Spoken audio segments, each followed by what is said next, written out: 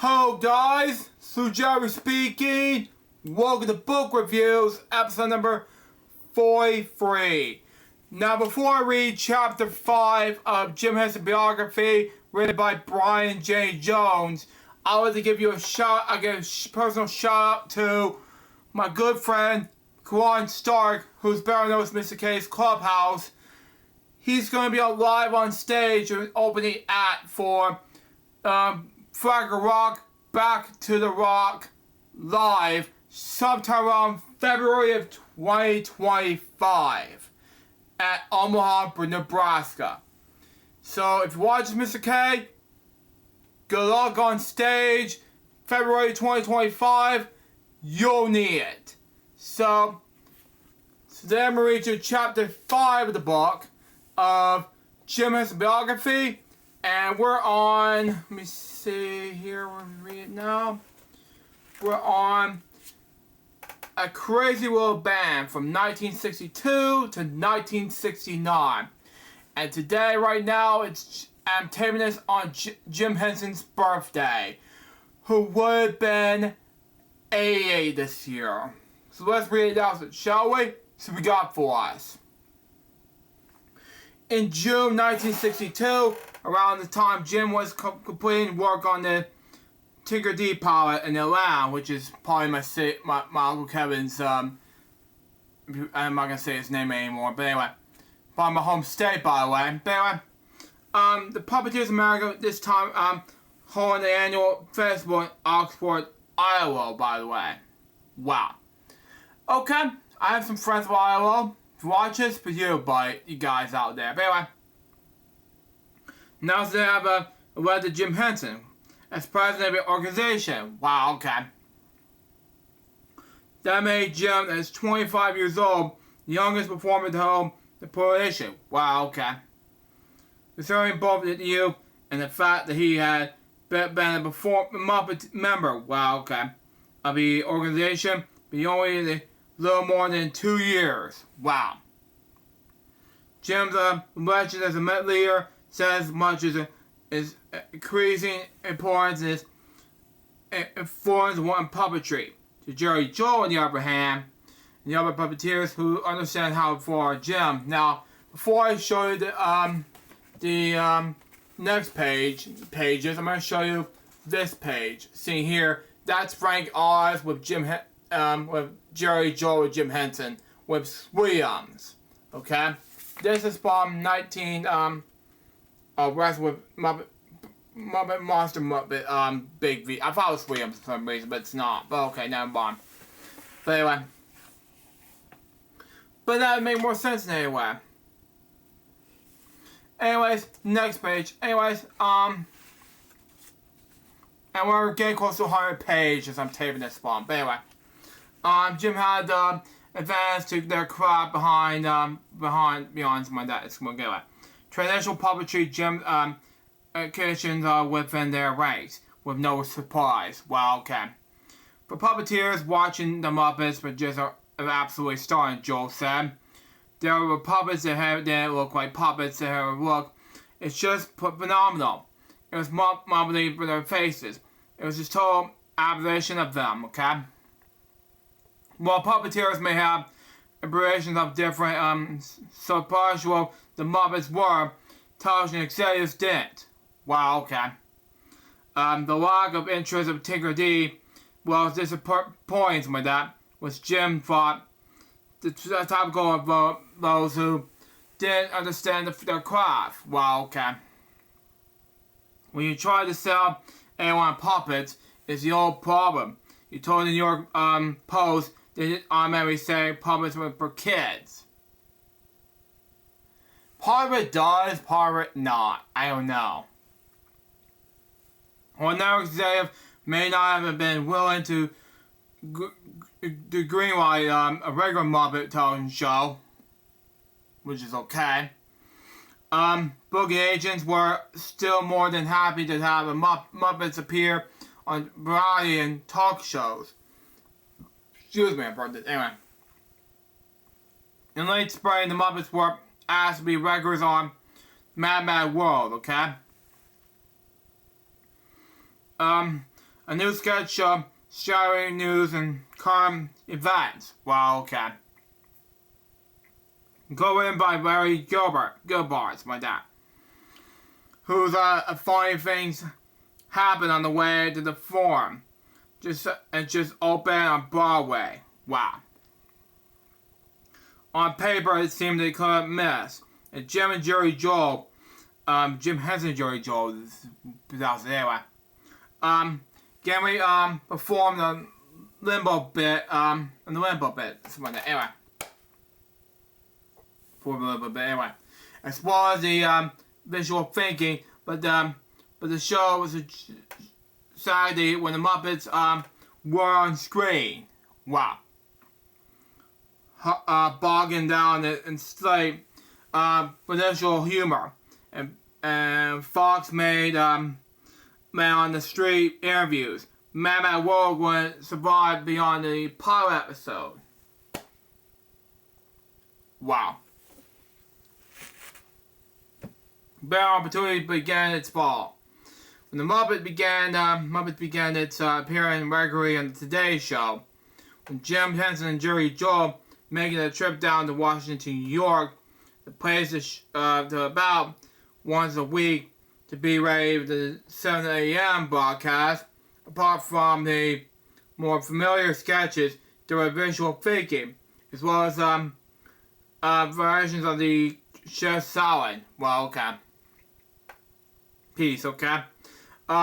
Jim was anxious to introduce skits featuring characters from Tigger D. Okay.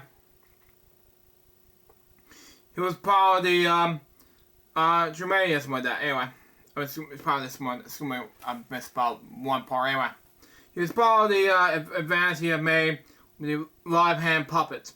It's considered the Tremendous one, that gradual Muppet, gradual breakthrough. Wow. Okay.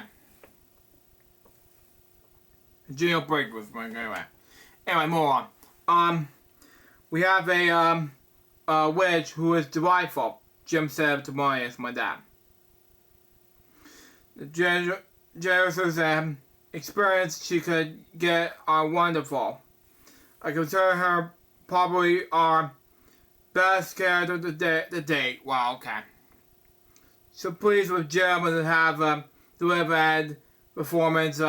He thought that he wanted to take the first available opportunities to perform one for the commercial. Wow, okay. In late 1962, Jim was approached by Rolf Freeman, an ad man for the James Bobbick and Company. Wow, okay. Advertising agency of Toronto, Canada. Wow, okay. About putting together a series of pro dog show commercials for Canadian television. Okay? Production wanted the ads to make it have the same edge as a Wilkins coffee commercial, okay? Makes sense to me anyway. It didn't want the ads to feature Wilkins and Wilkins. Instead, Freeman helpfully passing along several ideas of production, making feature two dogs, highlighting about Project Dog Chow. Jim likely grabbed the manual from commercial. Here was something entirely to tell him how to be funny again. But agreed to produce 7 commercials of commercial, and set to work to design new characters for the ad. In the sketchbook, Jim drew several different kinds of dogs. Wow, okay. Finally decided that the two who would like to be the best were the small dog, the pointy nose and fluffy ears, and the larger one with a round head, wide mouth, floppy ears, and wide eyes. The smaller dog is a nod to the Sherlock Holmes story. Jim decided to name Bakersville. As for the other, Jim would have written up the list of possible names. Barkley commented Barkley Sesame Street. But anyway, Wolfenton, I don't even know how to say it. Howington, Barwell. But most of them were Moffle. Okay? A better name seemed to was signed of the bomb in each lab. Jim received his contact with the local agency, Ralph Freeman. Ralph would be Van or Ralph. As Jim would later spell it, much as it was in Robbie form, okay? But the first time Jim decided not to build his Muppet himself, handed the character sketches off instead to Bird Tombstone Master. Wow, okay. Puppet builder, 44-year-old Don Salee. Wow, okay. Who Jim had met as Puppeteers America convention in Detroit in 1960, okay? Using Jim's sketches, Salee drew his own design for Ralph, knowing the height and least layer of scales of puppet. Then sketch work building the puppet. Salee, a talented marionette and puppeteer who had also created special effects for films like Tom Thumb and The Time Machine, had the remarkable ability to translate Jim sketches into 3 dimensions. Well, okay. Bit of artistic diminish Jim appreciates my that. I would gradually do a little scribble and scrap a paper, starting with regard to certain purpose of being an instance which he was working towards, said Jim. Done a very simple way of working, reducing all non-essential things and honoring and then what was important. In particular, Celine understood it said Jim that the place, next page anyway, placement of the eyes was critical. That single decision seemed to be finalized the character more than anything else. Well, okay. Jim said later, part of the trick was to be played careful, okay? Attention, okay? To the area Celine came with the call the character's eyes to his nose and mouth, okay? So important were the eyes, in fact, that Celine would always ask that Jim be present when he plays a character's eyes. He always wanted him to be there to make sure he was right with both of us, making sure the eyes had the point of the focus, Jim said. But what about that? You have no character. Exactly. The Ralph Muppet that's linked to deliver to Jim defiantly have character. A beautifully constructed live hand puppet that almost magically seemed to embody Jim's initial sketches like that. Anyway. It was also a visual simple puppets, anyway. Hold on. Okay, move on. I don't know where I'm at, anyway.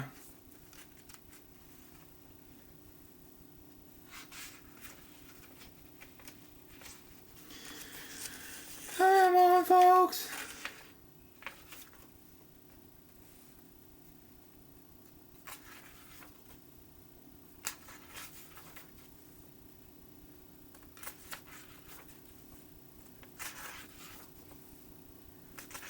This will be a long story, okay. Crazy little band, okay.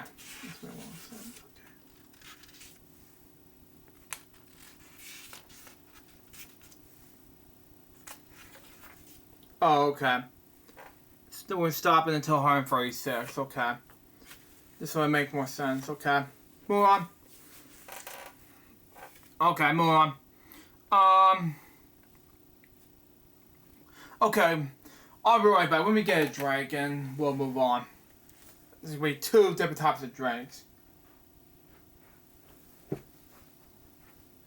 Well, I can't walk and slow down at the same time.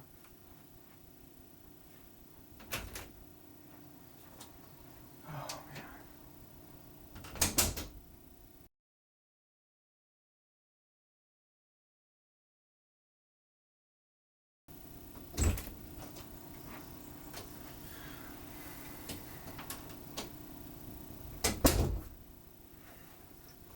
But folks, sorry about that, it's getting water bottles, so I'm now 2 pages in the remaining time, so let's get this over with. Hang on.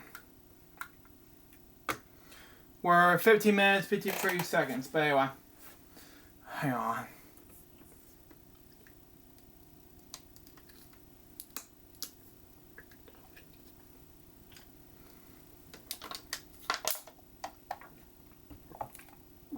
Okay, stop.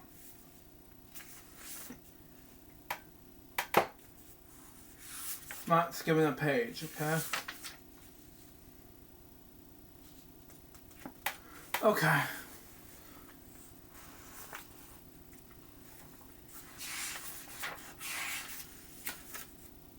Okay. Now, where was I? Oh yes,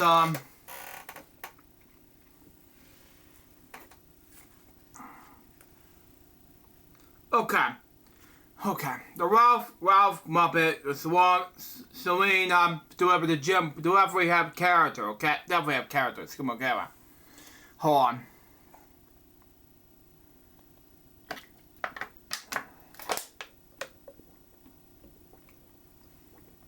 Excuse me. Anyway.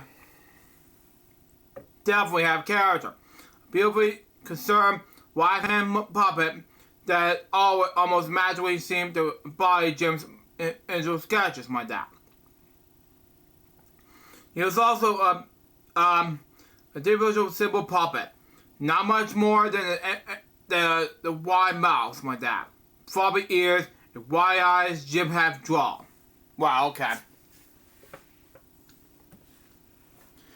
Anyway, sorry about that, but I have to didn't know what's going on while I was in the middle of getting ready to drink, and I cut pause and all of a sudden just say, well, mumbles myself. Anyway, let's just continue on.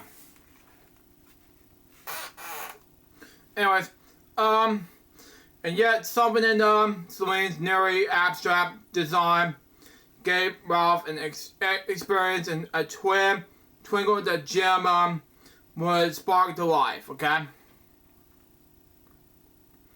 Impressed, Jim quickly hired Celine as the Muppet's chief designer, a puppet builder, okay? Makes sense anyway. With his sense of expressive abstractions like that, as well as his ability to sew an almost invisible theme that can be known as an essence stitch, okay? What's the stitch weight? Okay, it's more depth anyway. What could define the look of the Muppets for more than a decade. Wow, okay. Indeed, with Celine, Jim said who had more than to do with the basic style that people think that Muppets than anybody else. Wow, okay. Jim built $1,500. Wow, okay. Caused the build Ralph and from Bakersville. Wow, okay. The shot 7 quick commercials of the company. Bernstein later recalled it was never certain that the offer came from pressure of a client that was Jim offered $100,000 to the company to own Ralph outright. Wow, okay. Bernstein never believed in the offer, but Jim immediately squashed the deal. Bernie, wow, okay. Warned Jim never sold anything at all. He knew them, but said Bernstein, he has a whole, I don't know why I have spelled in my book. Anyway. He has a whole business side. He has these sides to him. They were so complex, and when I at least he understands something, he honestly be better than I did, okay? Better than I did, so we'll get it. See, if I'm a long time ago, so don't sell me where you scream. Frank Oz taught Jim's generation in this regard to what moves in this business dealing with the Wilkins Company, where Jim was offered struggle. Not always successful. Successful is more going away. To retain career ownership and marketing is scared something like that. With Ralph still safely in Jim's ownership, with the work was complete on the commercials, and Ralph said Jim was tossed into the cupboard with a dozen other puppets, with nearly forgotten. Wow. We were never been told with whether the commercials sold the dog food or not. Wow. Jim said with the shrug and then quite literally move on. Wow. Wednesday, January 23rd, 1963. Wow, okay. A movie truck pulled away from the Henson home in Barnesa, New York City. Wow. Hold on.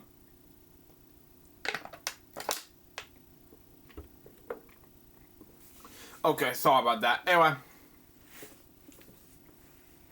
Family and the Muppets were moving to New York. Wow, okay. Hang on.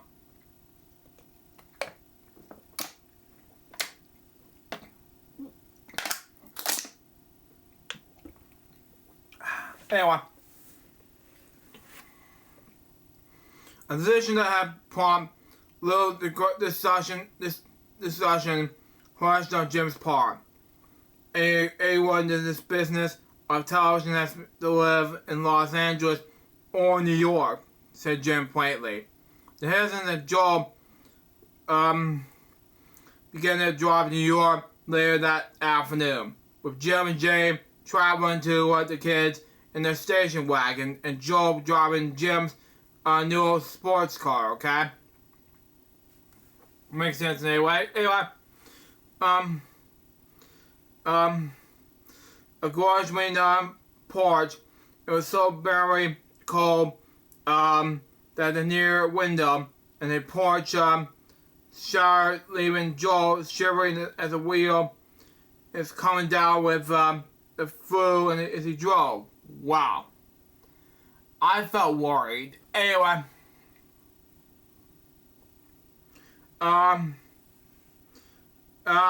Eventually the Joel broke down when seeing Joel at the roadside hotel. Wow.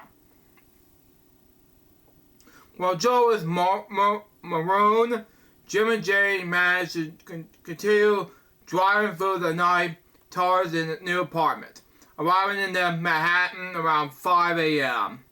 Muppets were scheduled to make the preparation of the Day Show that same morning, and rather than cancel the rescheduled exhaustion drive, Jim and Jane simply headed to NBC studios in Rochester Theater, my dad.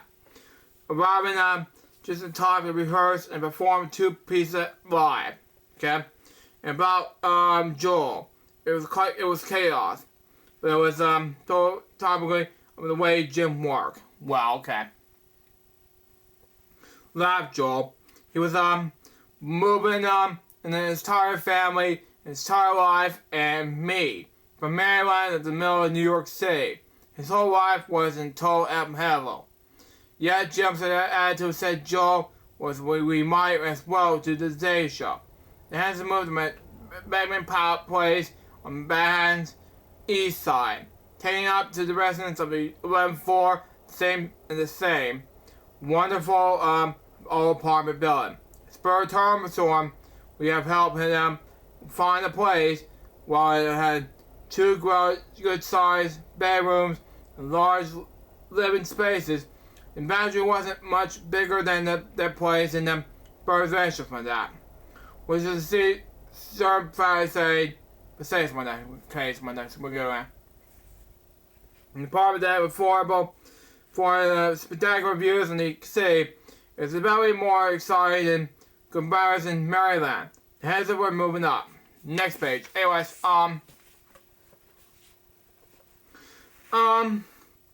so where are the Muppets? Where are the Muppets? At the same time, Jim was set up the headquarters of the Muppets Incorporated. Wow, okay. Just around the corner from the Beckman Place apartment.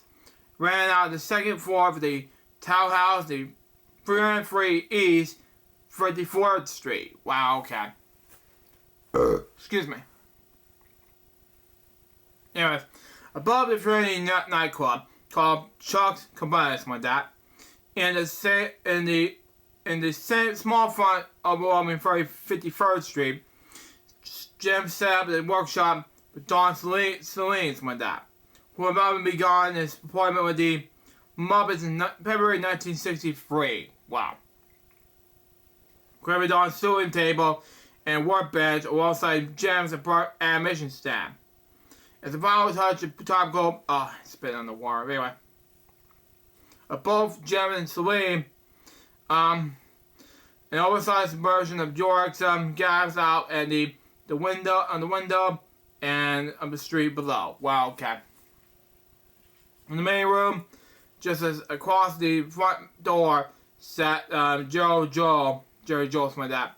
At the desk next to the Amplex tape machine, on which Jim would still pre-record some voice tracks from Muppets performances, something like that. Against the opposite wall was a long workbench and a small closet door on which Jim hung the bark boards, something like that. Anyway. Above that, a light bulb. He put this paper. Anyway, paper badges like that. And moves ahead. And in the back corner, directly in front of the sliding glass door that led out the mirror balcony, Jim set up his desk with big black pad M's chair and matching ottomans like that. A space near never look like offices, Joel said. We did it up in the kind of a lovely, pleasant living room, okay? The next few months, Jim and Joel continued their regular routine of regular Today Show performances and filming more impulsive coffee commercials, okay? Even as Jim had to be embarrassed as his role as president and Puppeteers America. Hold on. Give me a moment here.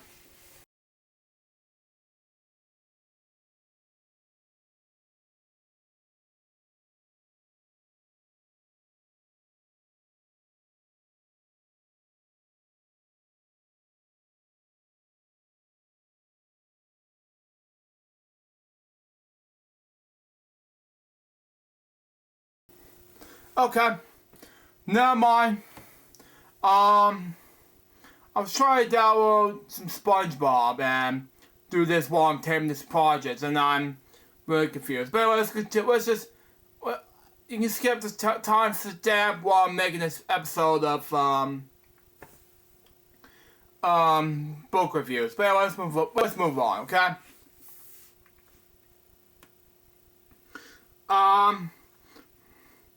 Okay, where was I? Yes,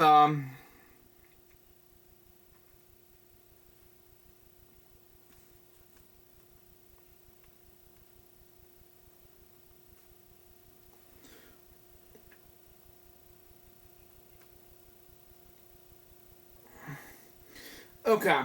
For the next few months, Jim and Joel continued their regular routine of regular Today's Show performances and regular film for exclusive coffee commercials. Well, okay. Even as Jim had to be embarrassed his role as president of Puppeteers America, presided over the organization's annual festival in Lawrenceburg, New York, following a family vacation from the Olympic position near Seattle in July. Wow, okay. Jim returned to New York in early August. And to hire a secretary to handle correspondence and answer the phone. Wow, okay. He have also rented a space in the office for another performer he have recently hired. Wow, okay. 19-year-old Frank Oz. He would graduate from high school in Oakland in late spring. Following his graduation, Jim had called Mike and Francis Oz Nosworth to have a very serious conversation about their son moving to New York to join the Muppets. Well, okay. Have your young son move across the country? I mean, there they knew it wasn't coming back. It had to be hard, so I said. But my parents knew Jim. They knew he was a good person. So the all now works is has said yes. But in August 1963, Frank Osborne joined the Muppets. Okay, howling up the now stairway at the town's house on 53rd Street and entering the living room like space that could change his life. Well, okay. This is the room where Jim, wearing his bright flower ties and speaking up just about a whisper. Wow, okay. Would have held meetings and clients. I always recall fondly, this is where Jim and I and Don and Jerry's my dad, will hear that Kennedy has been shot.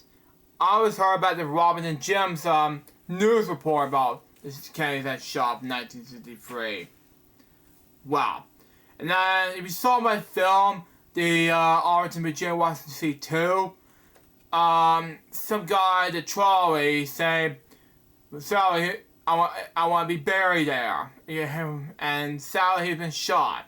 Along with and have his wife Jacqueline Kennedy and his infant son Patrick was buried there with these two parents of the infant child. But yeah, I was quiet and I was talking and silently said to the audience, and Mom shushed me a little bit. I don't know what happened. She just told me about it, but that's just me, of course. But anyway, this is where we eat the dolly sandwiches with some funny tasting East Coast pickles, okay? When the kid from Oakland, everything here was new, strange, and exciting, and adult, okay? While the kid from Oakland had completed with moving to New York to work, he was hired first only part-time, mostly performing walk-ins and commercials, and earning $100 a week. I wasn't working. He was taking classes at City College in New York, mainly to appearance please his parents. We wanted him to get an education. Then I wanted to come to New York to get to school. I said, I came to work. Regular work would come shortly. That summer, Muppets were asked to make an appearance on the first 7 episodes of the new version of the Jimmy Dean Show.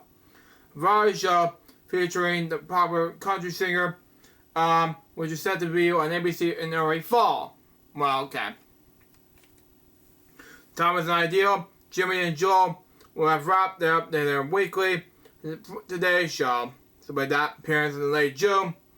And no new appearance had yet to be scheduled. The offer was redeemed with difficulty worth considering. Tall, lanky, goofy, handsome, and talented Texas-born Jimmy Dean had an easygoing manner, matching draw that relieved the hard scrabble, determining high school dropout who had been raised to be a single mother. His first real break came in 1953. At the age of 25, the small hit Bumming Around, something like that, they opened up the Center for Dean, the on-air personality in Washington, D.C., working first on radio, then in 1957 as host of Country Style at WTOP TV. Show so popular that it was picked up and subsequently nationally on CBS. Wow, okay.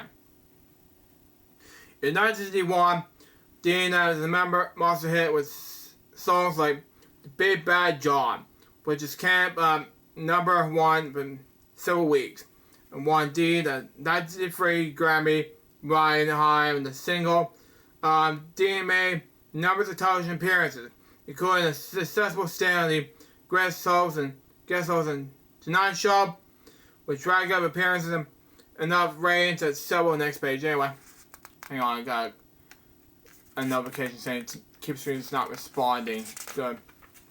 So I was just trying to figure this out here. Anyway, more.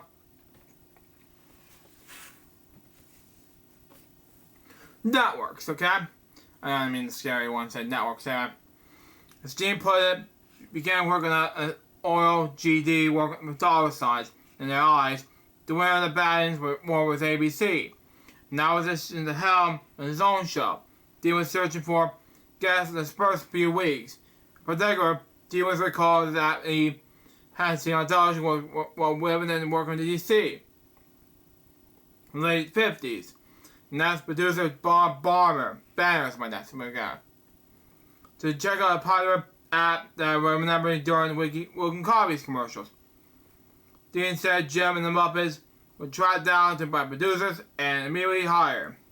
On August 29, 1963, the videotape rolled at ABC's Studio 51. Jim introduced the Muppets as one of the most talented groups I've ever seen. Jim, Joey Joel, and Frank Oz watching the Joe Jazz, one of their original pieces in which gloved hands dance to various kinds of music, a variable, soloable pieces that Jim has recently put into the variety show in that rotation. Then for the Muppets' next segment, Jim and Oz performed Ralph.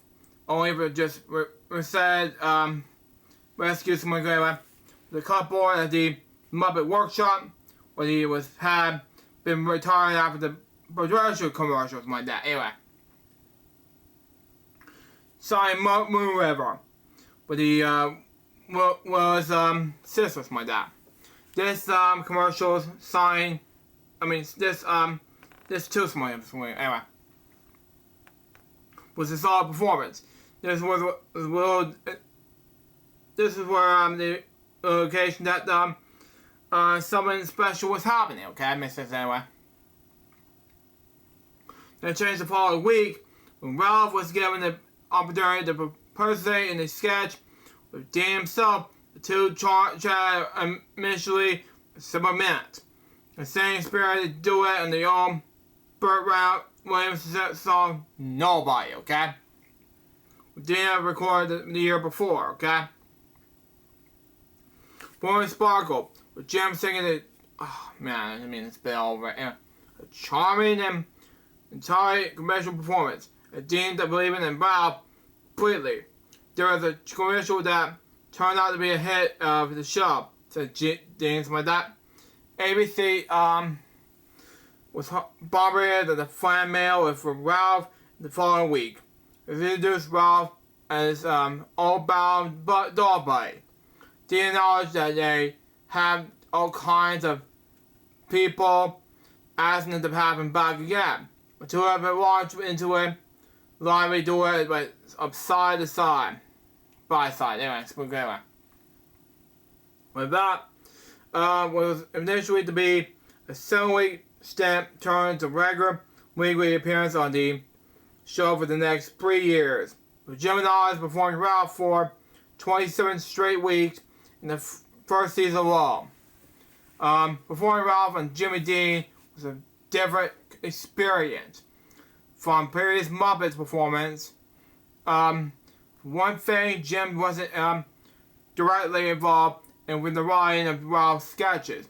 Well, with Ralph and Dean's banner, sound casual and ad-libbing, it was actually totally scripted like that. Anyway, on the way down to Ralph's double takes and slow burn reactions, if Jim had to put himself in his character in his hands of Dean's writing staff, like that.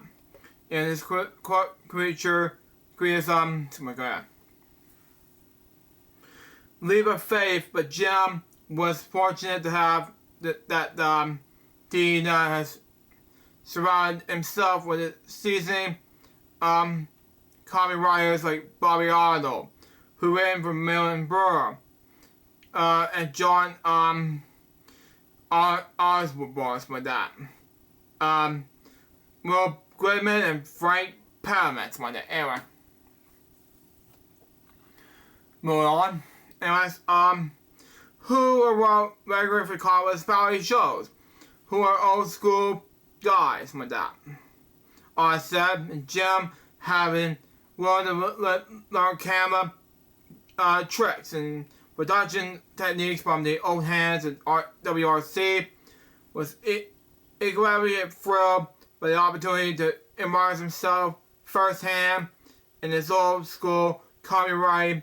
And so Jim would sit in the writer's room in Osborne, and his staff hash around ideas and punch lines. We'll spend all week working on the dialogue to his on the possessions one day. Anyway,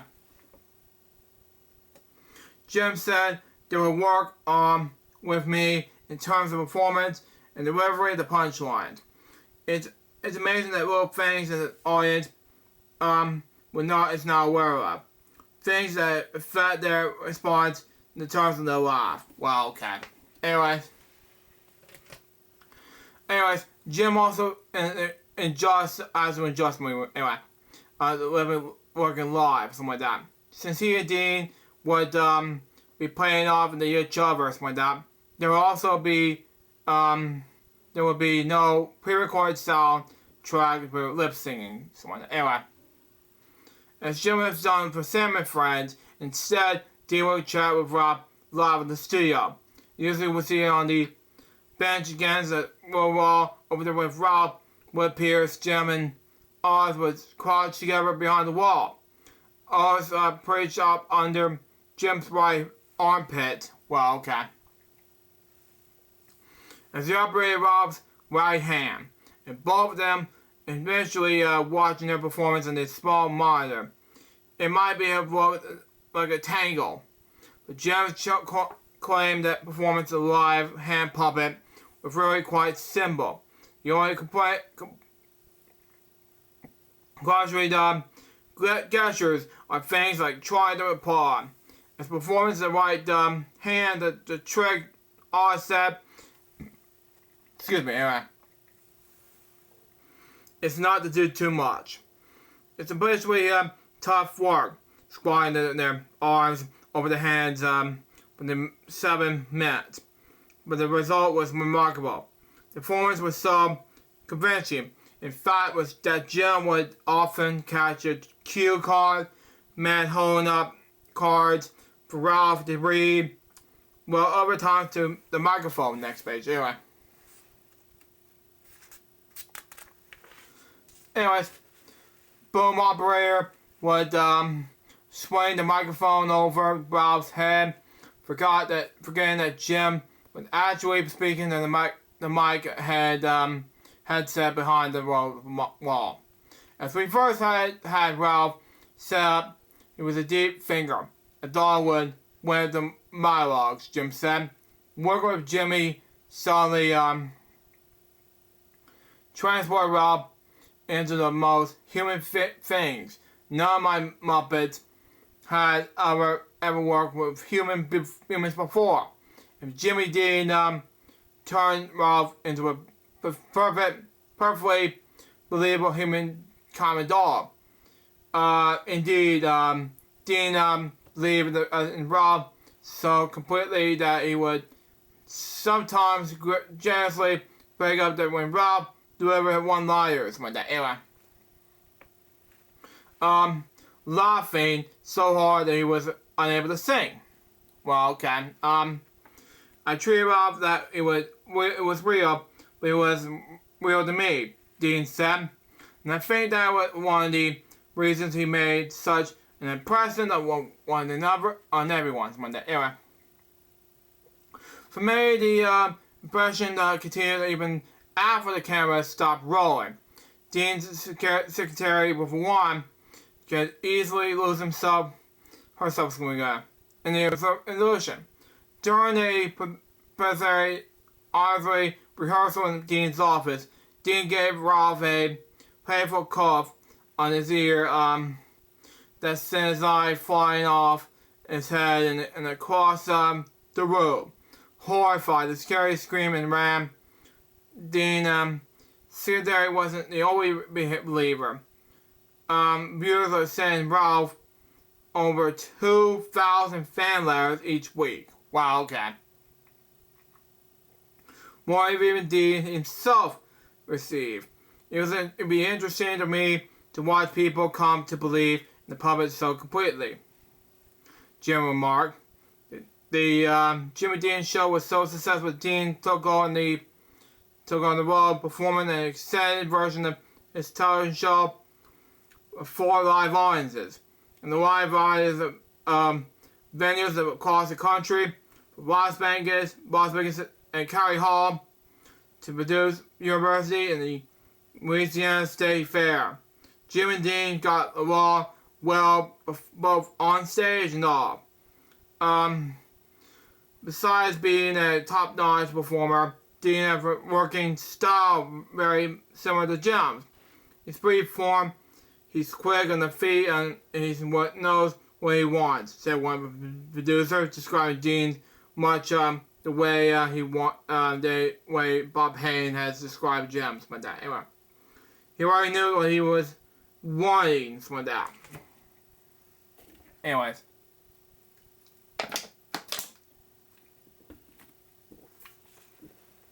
More.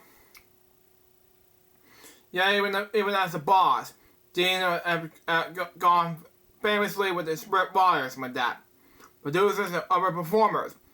It was a good time as well. A rascals like that. Anyway, let's call him. I was in regular parties in the South, homes like that in New York, New Jersey. Anyway. We probably showed off a large collection of Danny Crystal combination fruits. Ours was charm that was a completely unexpected like that. Of a cowboy like that. Anyway, Oz said, yeah, sorry I can't read, but that's just me. Anyway. More. He also paid generously. In 1963, Jim earned $1,500 per show for the first 7 weeks. Almost $10,000 today in 2013 standards. Wow, okay. Then $1,750 per show for the rest of the first season. Excuse me, but anyway, wow, okay. For the third season, Dean paid them $1,800 per week. More important to Jim's than the money than the brothers' success aroused on the program. Aiming at an adult audience, and the puppets weren't just for kids. Exactly. Capitalizing the success, however, would continue to prove difficult, okay? With Rob's Biography soaring, Jim proposed a television series featuring Rob traveling around the galaxy in a homemade spaceship. The partial met with some enthusiasm, something like that. Anyway, but Jim was up against the initial puppetry justice Monday. Anyway, but no one could see Jim's idea as anything more than a kids show. It was not where Jim wanted to be. He was not interested in kids stuff, stressed Joel. Poetry was so pigeonholed as a children's medium, but precisely on television, and that's just what he needed. Yes, my dad. Joel also admitted that, despite the regular appearance on Jimmy D, which only met regular pay for about half of each year, my dad, there were many times when he felt the Muppets might not make it. I probably felt a lot more uncertain about it than I think Jim did. Exactly. Joel said, but it all did seem fairly like we were hanging in there. Something like that. Anyway. Actually, there was more than just hanging there when they were working on Jimmy D. Jim had a crew back in Muppets Incorporated continuing work on commercials, which were still the commercial company's most valuable source of income. The Wilkins ads continued to be hugely popular, and Jim was still filling opposite for coffee, tea, milk. Bread companies around the country, something like that. Anyway, who wanted to make use of the Muppets, something like that. Initially, Jim allowed the first stage advertising comedy was still managed in Wilkins' account, something like that. Now the navigations with the freebies transactions, leaving most of the legwork to Birdstatic's creative directors James W. Young. Unfortunately, as Jim discovered Young had territory during tough negotiations to openly badmouth Jim. Oh wow. And it was doing so on him separately from financial clients. I would have been just as happy if we had not gone into the Muppet hit business. Young grew up to be one of the coffee company while complaining the number that is taking years off my life to deal with them. Harsh. Next page. Anyways, oh come on. Anyways, move on. Anyways, finally they decided that enough was enough. Jim hired his own business the director Taven Allen Murray, a foreign employee for NBC. Well, okay. To manage business operations, including supervision of productions, clients, contract navigations and relations, sales development, and presentations, public relations, billing up collections, and Murray was less than a year. Jim finally discovered he could retain greater creative control, better relationships, and if he handled most of the business himself. Now it was up to Jim to deal directly with Wilkins and other clients. Anyway, explaining that the finest point of unit wage scales of costs of videotape, pitching new ideas for commercials, okay? Makes sense anyway. Move on. Anyway. Oh, come on, mouse. Anyway, we're 55 minutes in while I'm taping this one. Anyway. Pitching new, okay. Navigation contracts, writing team of correspondence, and writing down cans of film that have gone errantry in the mail. Errant film cans, in fact, were a major source of headaches.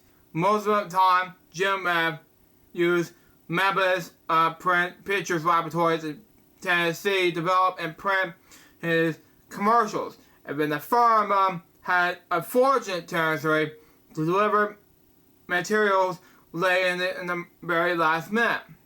Or the last minute, anyway. Anyways, other times Jim would mail copies of his commercials. Many times the only copy. Anyways, to the commercial client for review. Only the scribe to get the film classes back. Could need pad and want to sell you. Anyway. I just spliced that film together before I could have the duplicate. Duplicates, anyway. So that's the only copy in the existence. It was a splash dash, Frank God said, but one has to be remembered that there was really no company behind Jim, something like that, where it could call upon the resources of various departments to help him with the high quality the resources that were Don and Jerry with me, something like that. Anyway, there was no art department, there was no merchandising. It was just kind of us guys and Jim and Lear. And it was turned out there's resources that were more than enough to produce some remarkably memorable and preferable commercials like that. One advising executive noted that when the Muppets were hired to do ads with Cram or Milk, like that. Anyway, in Chicago, Cram free fall from 23rd in sales among 50 Chicago dairies to selling 5th. until we have the Muppets, nobody have heard of us outside a 5 miles from that mentioned the diary. Said the amazing Jim Cramer. Today, everyone within the 50 miles in Chicago knows Cramer diary is. Those kind of results, Muppets Incorporated would end up producing commercials for more than 50 companies in less than 10 years. Wow, okay. When it comes to filming the commercials, Jim Studios of Performance was still Well Studios in Washington.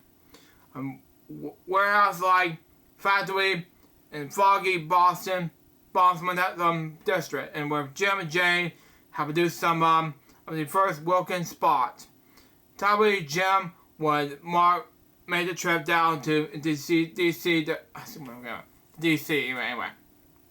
Oz, Joel, and Celine's one that.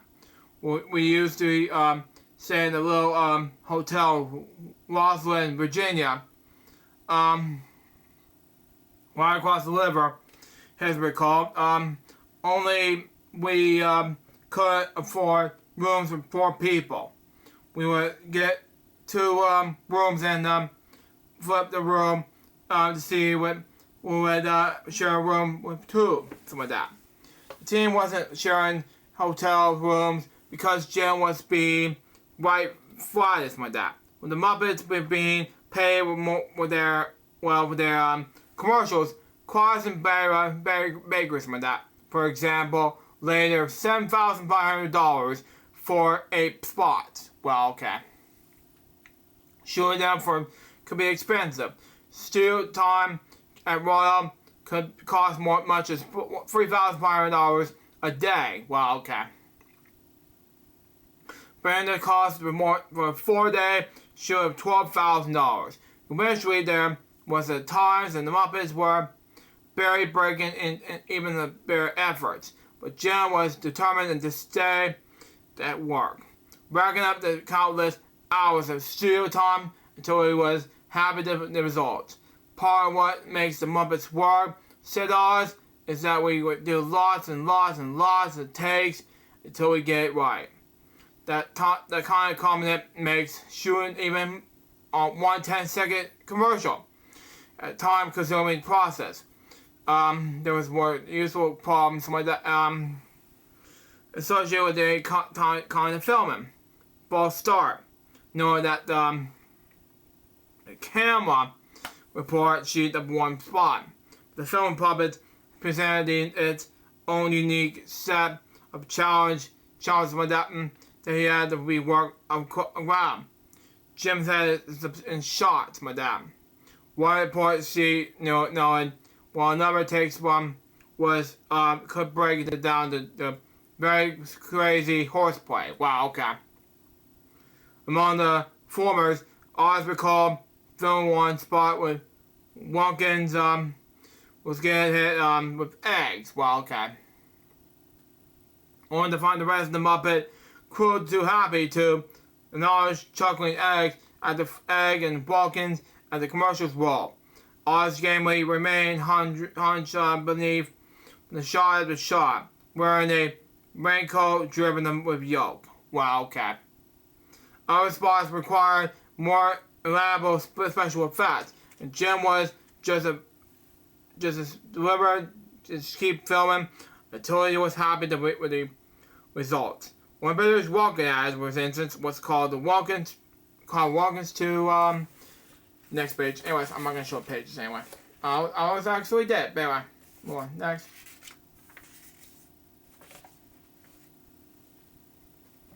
Anyways, move on. Next, be set on fire. Anyway, the network is achieved through the time use of cold flame. Anyway, a generously harmless substance that burns away quickly and clean, something like that, without actually setting an underlying object on fire. Well, okay. But they met the snake, the soak, something like that. Walkins in there.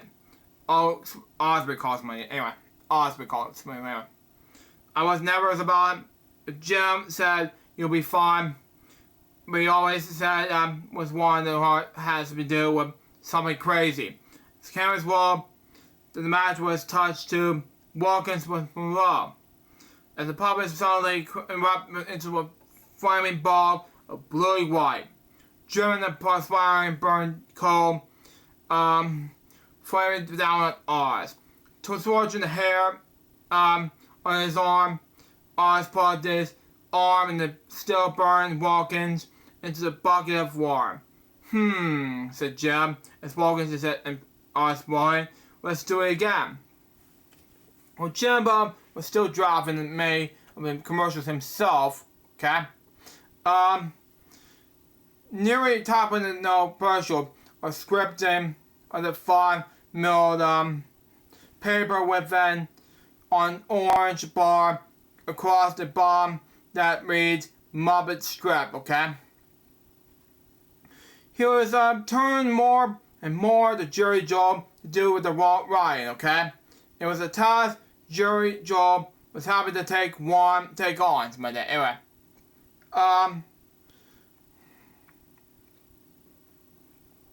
hang on.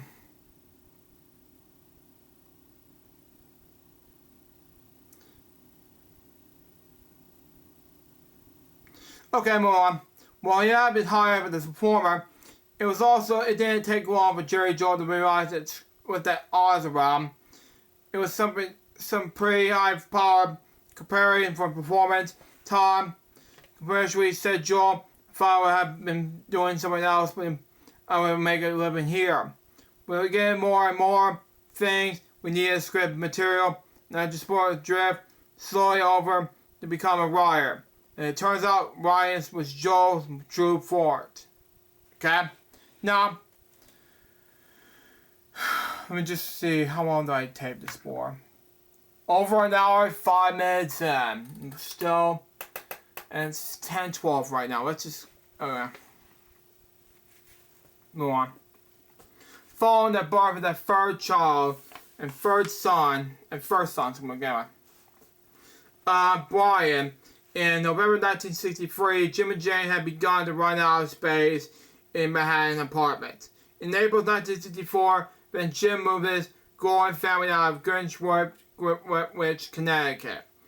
Choosing a charming 19th century farmhouse on busy Well Hill Road.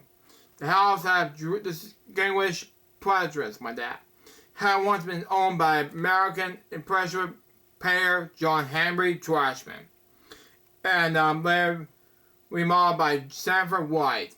The New York arches were designed in iconic Washington Square Arch in 1889. Wow, okay. Over the next 10 years, Jim and Jane would add their own touches as well, okay? Concrete paintings made the houses built in fixtures until the bathroom and the bottom most of the fish and flowers, we get it. The house of Greenwich was a special kind of home, Lisa Henson recalled. I think it was the most felt really great to buy a home like that. And to have that place of property was beautiful. Well, okay. Strong property had personally as well. A pretty square, excuse my that stream ran near the rest of the house, teared the house down. Anyway, it has to show up the several of the Trashman's canvases like that. When the Hensons were playing skip rocks. Over the garage was the old studio, like a bomb the pair, crammed full of the old furniture and half-finished paintings. With the dangerous bottom floor. Wow, okay. One of the closest neighbors was the cranky, Carly Trashman, something like that. Anyway, the son of the pair who had parent who had spoke and squad and the voice of his dead wife. Wow.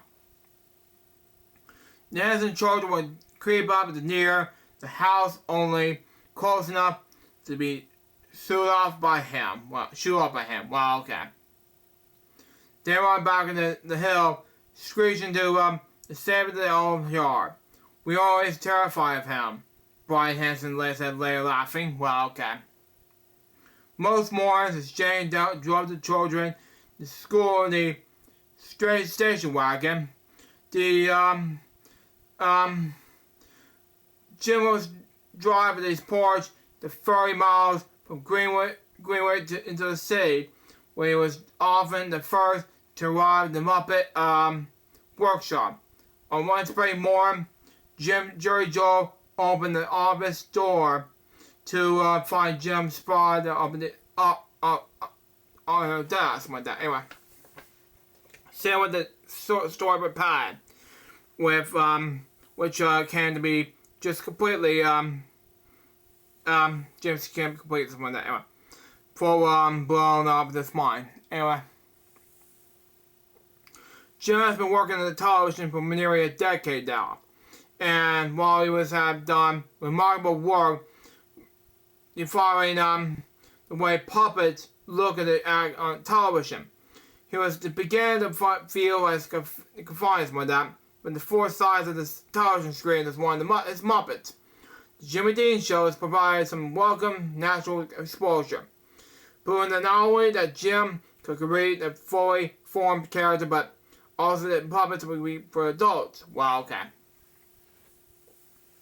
While puppetry has provided Jim with time to television, that means in the end of television itself will no longer be an end game. Well, okay. Jim was ready to monitor the show that he could do about puppets. There was no surprise to Joel as he watched Jim sketch away the storyboards. Jim wasn't a puppeteer. Joel stressed like that. He was going to puppetry because it was a way of getting into television and film. That was really a passion. Well, okay. Next page. Anyways, okay. So Jim was going to be making a movie, okay?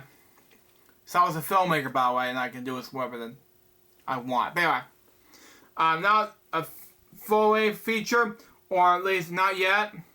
In the moment, that would take too much time. And the time was, in fact, especially exactly what a short film would be about. Time to go. Jim called for several weeks before finally deciding on time piece. Anyway, so as every man frustrated with the typical task of a typical day, something like that. Jim described it. When the Muppet crew would be called, it says some of the props and the setups, timepiece, the film's writer, producer, writer, animator, and read out this like that. He would even write the music, most of the professions like that, with a bit of help from Don Sebastian like that, who was Jimmy Dean's musical director. Wow, okay. For the first time, there wouldn't be a single puppet in sight. While there was no script or the storyboards Joel had seen.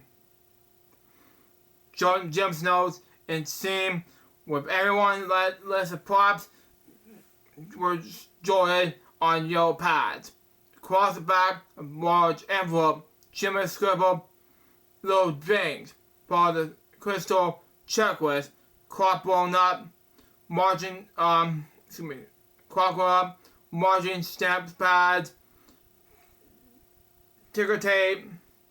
Beneath that, there was a big things with eventually a list of items: battery, dug area, fly, top, wet flush. On one of the newspaper size sheet, there was a white paper. Jim had drawn on the calendar with a shooting schedule, describing exactly what he was on the team.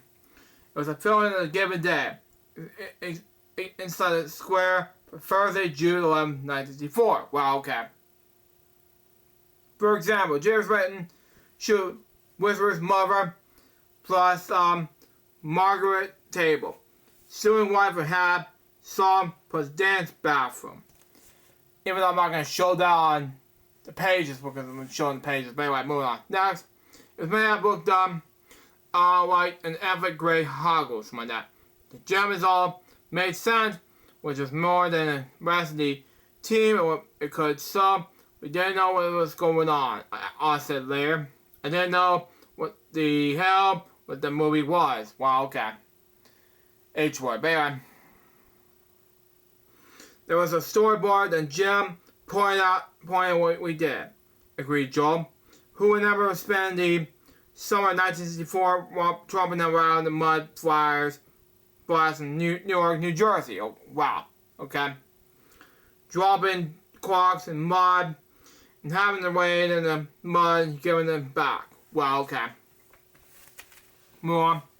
Anyways, for the next 8 months or so, between appearances on Jimmy Dean, trips to DC, and film commercials, and the puppetry conventions in Miami, Jim would step down as president of Puppeteers America from 1964, before he would remain on the board. Jim would grab the opportunity to shoot even a few seconds of footage with his film, okay?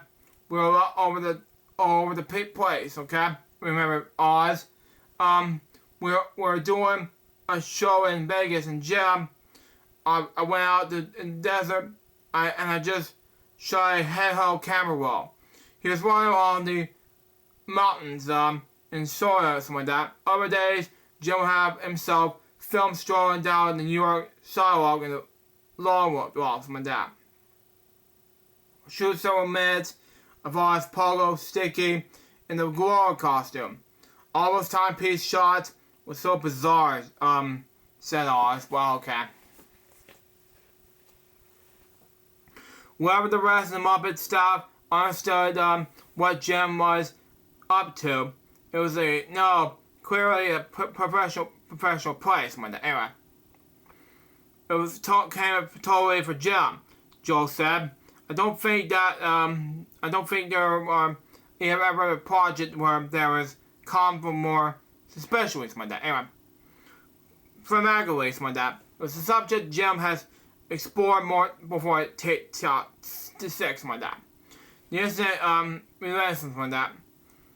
But before something like that. Anyway, for something like that passage of time. I misspoke it anyway. More. Next. Creatively, it was a poetry of Jane said. Hang on.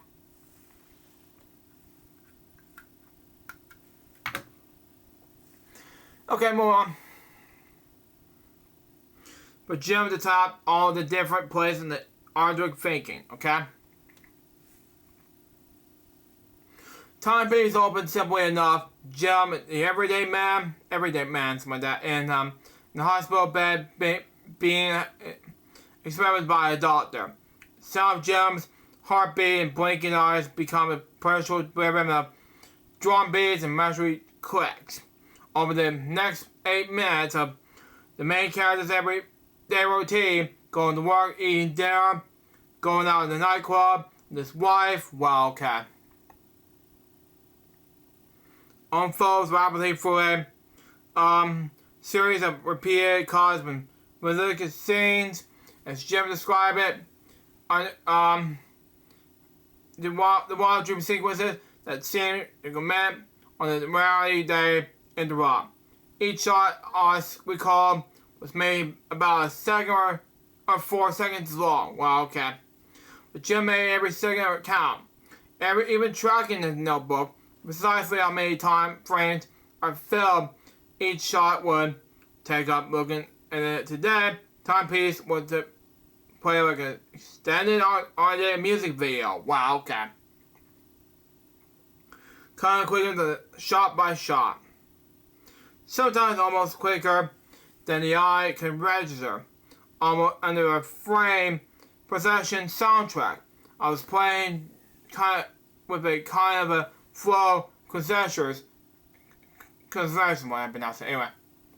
Top of the editing, Jim said later. When on one image took a view of another.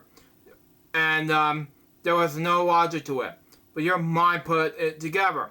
It was true. Next page. Anyways,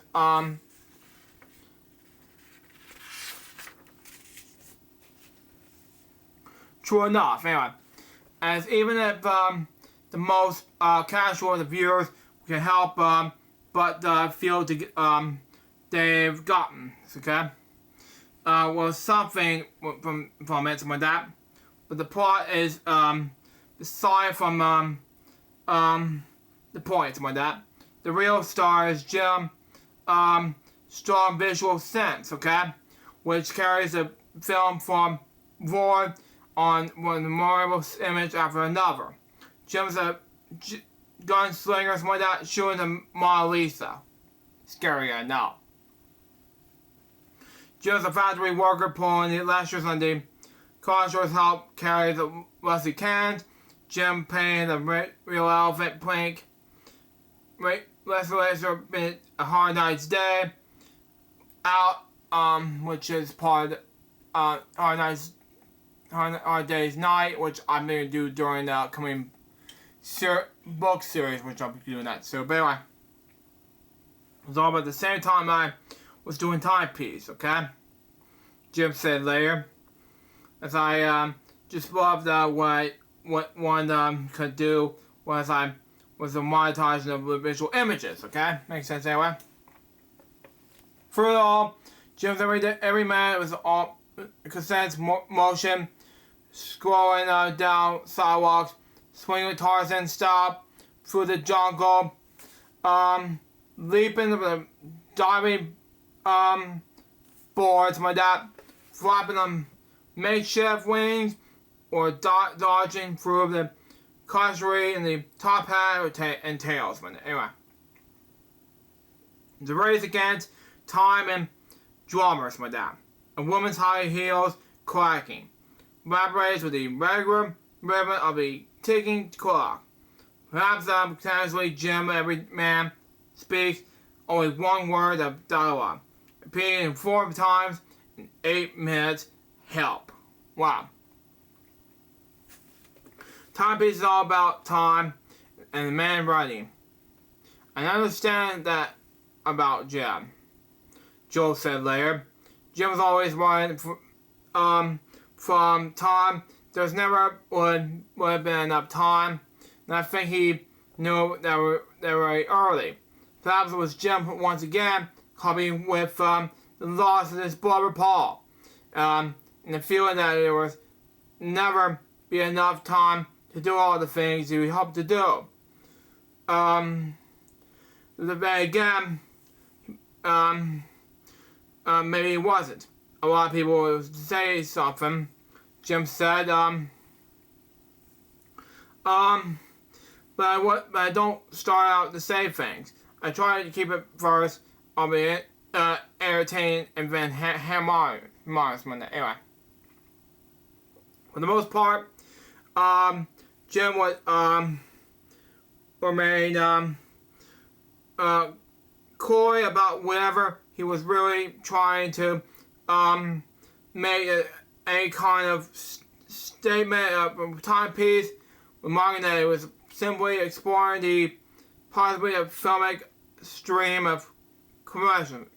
Anyway, after completing the film in May 1965, Jim hosted a premiere party for this rather weird little movie, okay? A Museum of Modern Art, renting out the 4th floor screening room and running the film completely to several hours. Ours was initially been in short exactly to make the snippets of the film they were shooting, and was the concept of the final project. It was Jim pushing the form. Following the premiere, Jim has a version of the Muppets headquarters at 53rd Street, drinking campaign, friends, and mulling over ways when they put the film into the nationwide release. A taxi executive Bernie Burrison, okay? The agent aggressively made the rounds copied the film, which battled several partial distributors. I don't think there is anything we can do with it, okay? Well, confused respective United Artists. Okay, and there was a short time that showed a certain talent, but I think it was grimly short.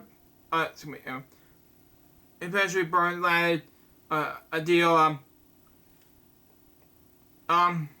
Eventually, Bernstein landed a deal that was a distributor of the film nationally. The French director Clyde Lugs acclaimed A Man and a Woman that put time piece square in the house circles like that.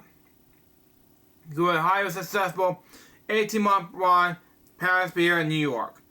An unexpected and distinguished venue, the 28-year-old whose previous films will work on mostly been 10 seconds commercials with creatures exploring on destroys each other. Wow, okay. While Timepiece has been Jim's pet project for nearly a year, there has been still plenty for going on the Muppets Incorporated during the summer of 1964, following the performance in Las Vegas with Jimmy D.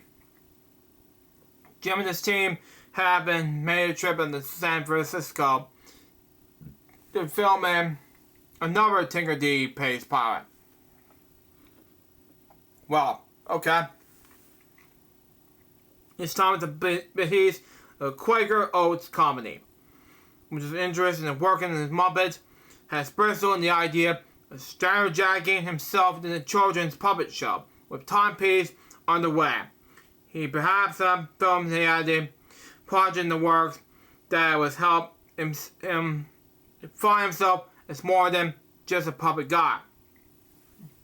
Still a new pilot, the Land of Tinker D was far less advocated in the earlier tales of Tinker D, something like that. Anyway, clogging it less than 10 minutes and filmed only in black and white. The Land of Tinker D pilot, something like that, limited one set. A Tinker D's workshop and featured appearances of only 2 Muppets. Wow. King Kong Bosch and a new live hand sheepdog puppet named Rufus. Well, okay. It's not summer work, but it does appear at Jim's heart was elsewhere at the time, which was in the December meeting with Quaker Oats, the comedy helping not to pick up the show.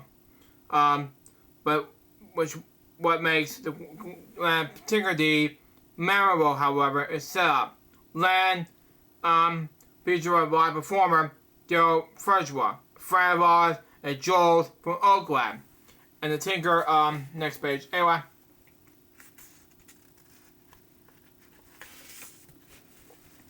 Who interacts with the Muppet dog in the workshop, in the gateway to the magical domain near some Sabbath Fraggle Walk 20 years later. Well, okay.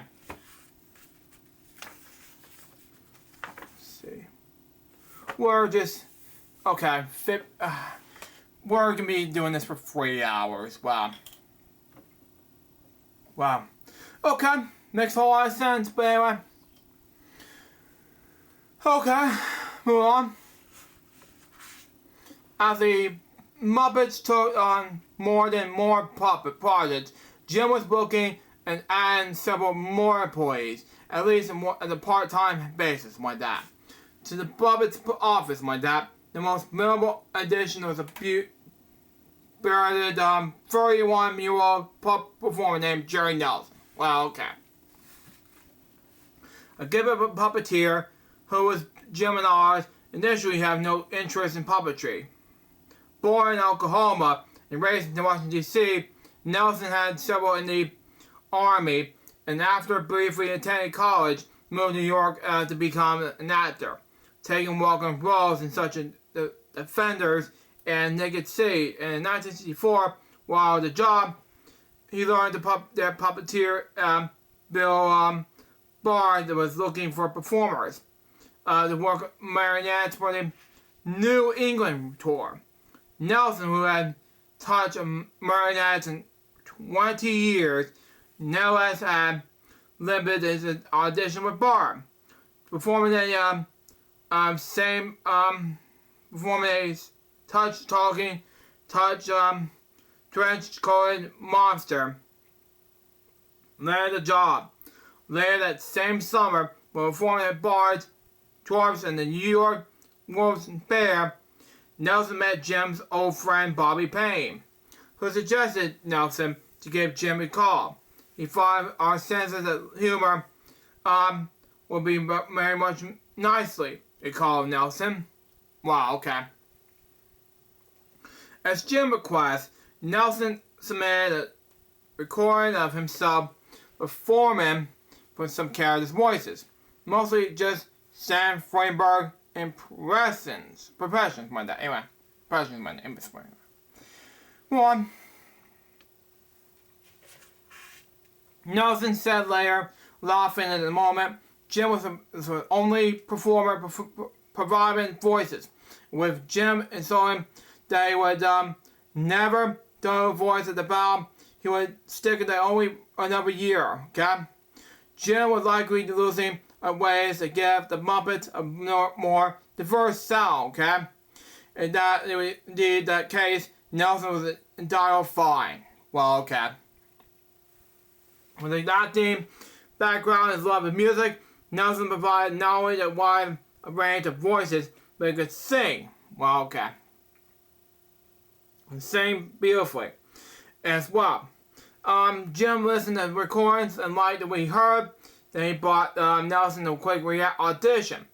The two fell together immediately. Hire him would be an easy decision. Jim's professional family wasn't the only one that was growing. In April 1955, shortly after returning to the vacation Puerto Rico, Jane gave birth to the fourth child, a son named John Paul Henson. That left Jane with the help of the young au pair to manage a house with two young girls, a toddler and a newborn. Wow, okay. And a new Great Dane puppy named Troy. Wow, okay. With Jane and Blair rather decorously presented with an already swapped Jane. Troy, in fact, would prove to be more than anyone that can handle, could soon be given away. With her hands full, as Jim's schedule changes daily, things are going to get frantic in his households one day. Anyway. Was the funny consequences, once June afternoon, Lisa, nearly 5 years old, and Cheryl, shy at 4, were playing at the gravel driveway in the Greenway home when Jane turned quickly into the short driveway out of speed traffic Hill Road, accidentally ran down with the station wagon. Wow, okay. The phone rang to Muppets Incorporated with Joe and Oz. Remember watching Jim, they learned what had happened. One of Jim's strengths as a father, said Cheryl later, was the ability to approach things in a calm and kind way, like that. But Jane was news shocked him deeply. It just went in action, Oz recalled. Then hung up the phone and rushed into the room without saying a word. Well, okay. A terrible day. Remember Joel in the shower. Although Lisa was in a pan by the car, she wasn't badly hurt. But Cheryl's ankle had been fractured.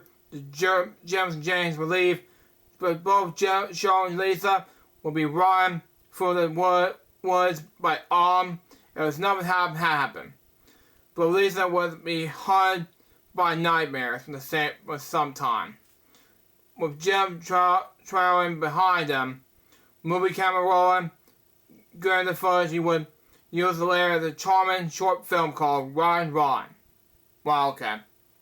Jane could still be found in the downtown offices From time to time, Alvin still sitting in the front of the mirror, with Frank Oz helping him practice his lip syncing. I sat in front of the mirror for hours. Jerry was very good at lip syncing. So I was eventually one that. Anyway. But he had thought he understood why Jane had gotten out of the regression of performing. For reasons that were beyond motherhood. A great puppeteer needs to expression is selfish. I felt worried, I know. Oz said, Quasi thought he would the unsure Jane lacked. It was also important that he be accountable. You should be prepared and ready to be at all times. Oz continued. If you're accountable, you're doing the wrong. Well, if in discomfort, my that was truly the mark of the great performer, then when it comes to filming a series of commercials with self-bred Jim, next page, anyways, and his team was deliberately doing the things right. For the self-bred campaign, Jim had asked Celine to create a live hand puppet, which serves as the company's mascot. Okay? The white mustache, sovereign commercial, calling on the stretch white suit hat. Jim filmed most of the commercials on location. Requiring him and Oz and Nelson to squeeze and mash themselves into one odd places. Top line on the railroad tracks, hunching down cars, squashing on the pavement outside Yankee Stadium. Well, okay. More pictures, however, was a sovereign bred spot Jim had dreamed of for that required the arrow to fly from the off screen and puncture an apple at the top of the consul's head. Okay. Jim decided to film the ad in his backyard in Greenswith. Okay. This time performing the character with Jerry Nelson. Okay. And hired a professional archer, a young woman about 25, to shoot the arrow through the apple pellets on his puppet's head. The guy started walking away to do this, Nelson recalled, and Jim said, "Oh, you don't have to go that far." Okay.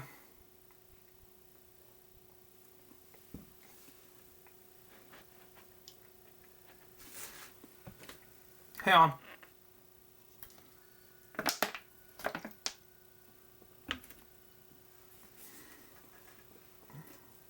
Sorry about that. But anyways, let's move on. Oh, man.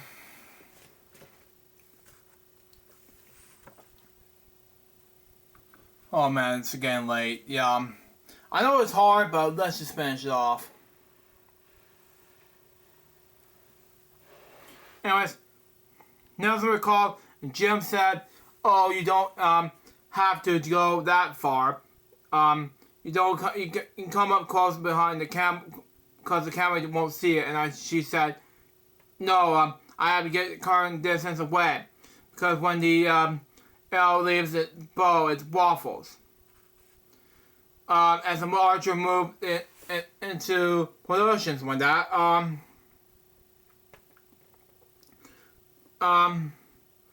20 yards away, Jim and Nelson count on the ground. Jim was in his hand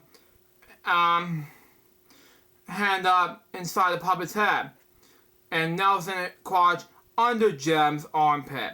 Jim was furious, Nelson said, but Nelson was terrified. A dart in his head, as well as he cried, as the young woman drew back the bow and took aim. She shot it and hit the apple and knocked it off. Well, okay. On second thought, I thought it'd be good enough to read the book until after midnight. So I thought it'd be a good idea to read all this. until page 136 until almost after midnight. As I'm taping this bomb, it was September 24th, 2024. But I decided to release this on the 25th. So there you go. But anyways, let's move on. Anyway. Moving on.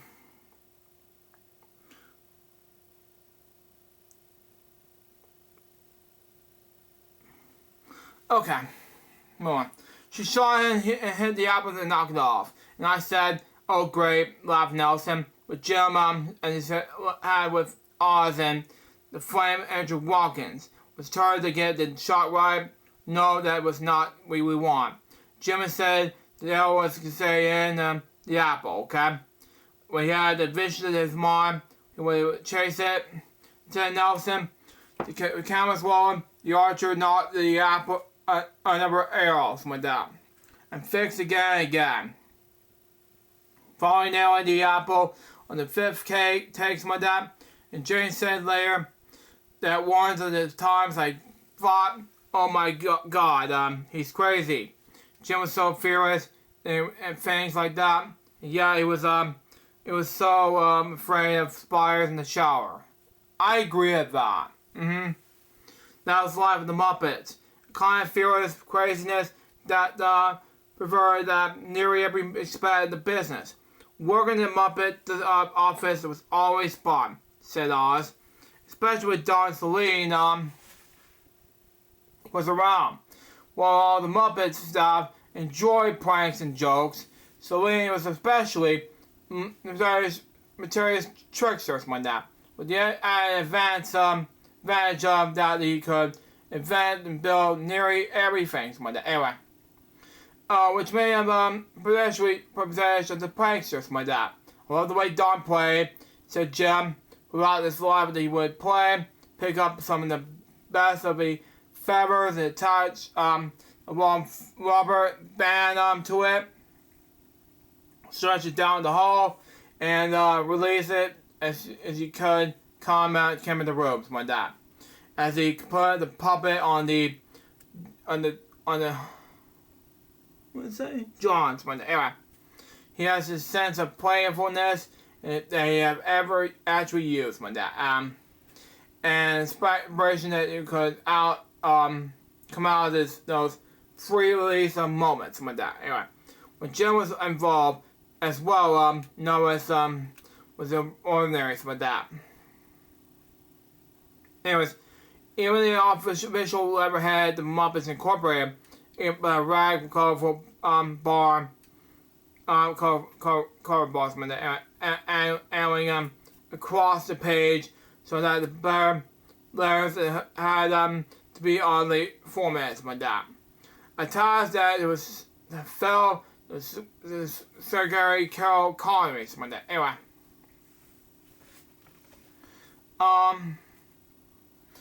well, was taking on responsibilities as a bookkeeper in addition to her tasks as Jim's executive secretary. Connery brought her own sense of fun to Jim's virtual comments like that of Jim's behalf. With title spread speed of variance like that of the broadcast industry begins one note. We just have got your letters like that. She also managed to resist the urge to correct the countless clients who has currently misspelled Jim's last name as Henson. Sehensen, but not that quite. Anyway, the confusion was probably understandable. After all, it wasn't Jim's name on the door, on the company letterhead. Rather, the Muppets, booking agent hired the Muppets, not Jim Henson. Wow. The Muppets were known by Henson later, but he wasn't. But the finally commercials, countless appearances on the variety shows, and Rob's continued performance on Jimmy D.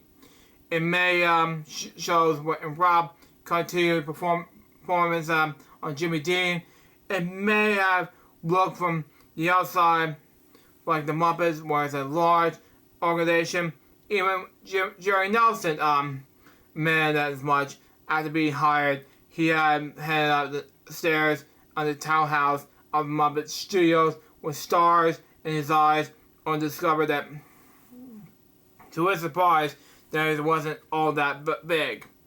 We were just kind of this crazy little band at the time, I said later, which is called The Tonight Show, with these black boxes, and Jim had this beard, which would be the type of guys who and they were thinking we were rock musicians, heavy metal dudes, by the way. Anyway, we're the Muppets. Look at that. In fact, in the era where rock groups have names like the Trogs or the Animals, yeah, it's heavy metal dudes. Anyway, being booked into hotels and Muppets can sometimes, next page, anyway, lead to confusion. Well, okay. Once following the Muppet performance in Los Angeles. Well, okay. Hotel manager refused to give the team the rooms, and of course, they thought I don't know. I misspoke, anyway.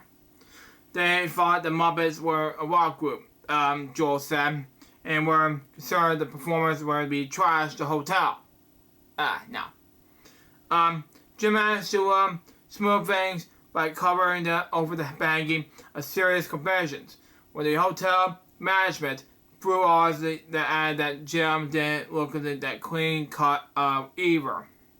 After it was the mid-60s, Jim looked more than like a bednik businessman, like that, wearing slacks and crispy jacket shirts with a blurry collar ties, and his brown hair cut short, and his beard neatly clipped close to his face. Well, okay.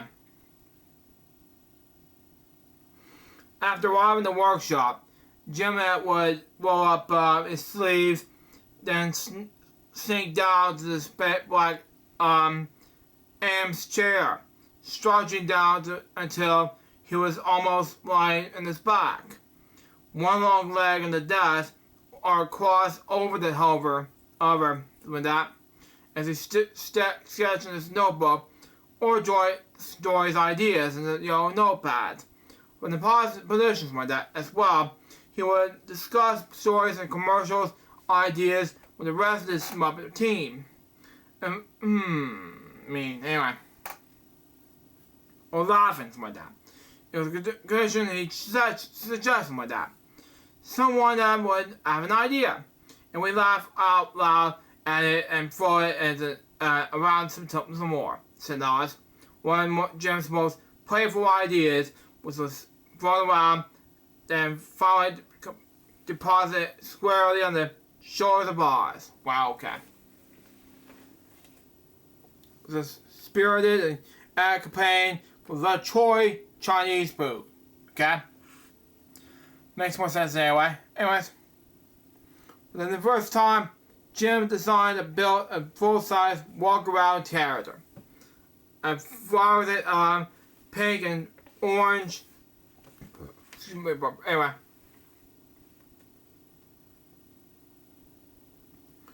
Dragon named Delbert, who with the help of some dogs leading Sparcy, move up fire. Okay? With the Troy commercials, Oz elaborate around in the gigantic dragon costume, surprising Boy Scouts and housewives indeed knocked over the walls of food in the supermarket, crashed through walls and shattered the television. I had those costume things, and Jim knew it, Oz said. Now, I talk about this during my Book of Your Street game. That's just me, of course, and I wanted to talk about it, but anyway.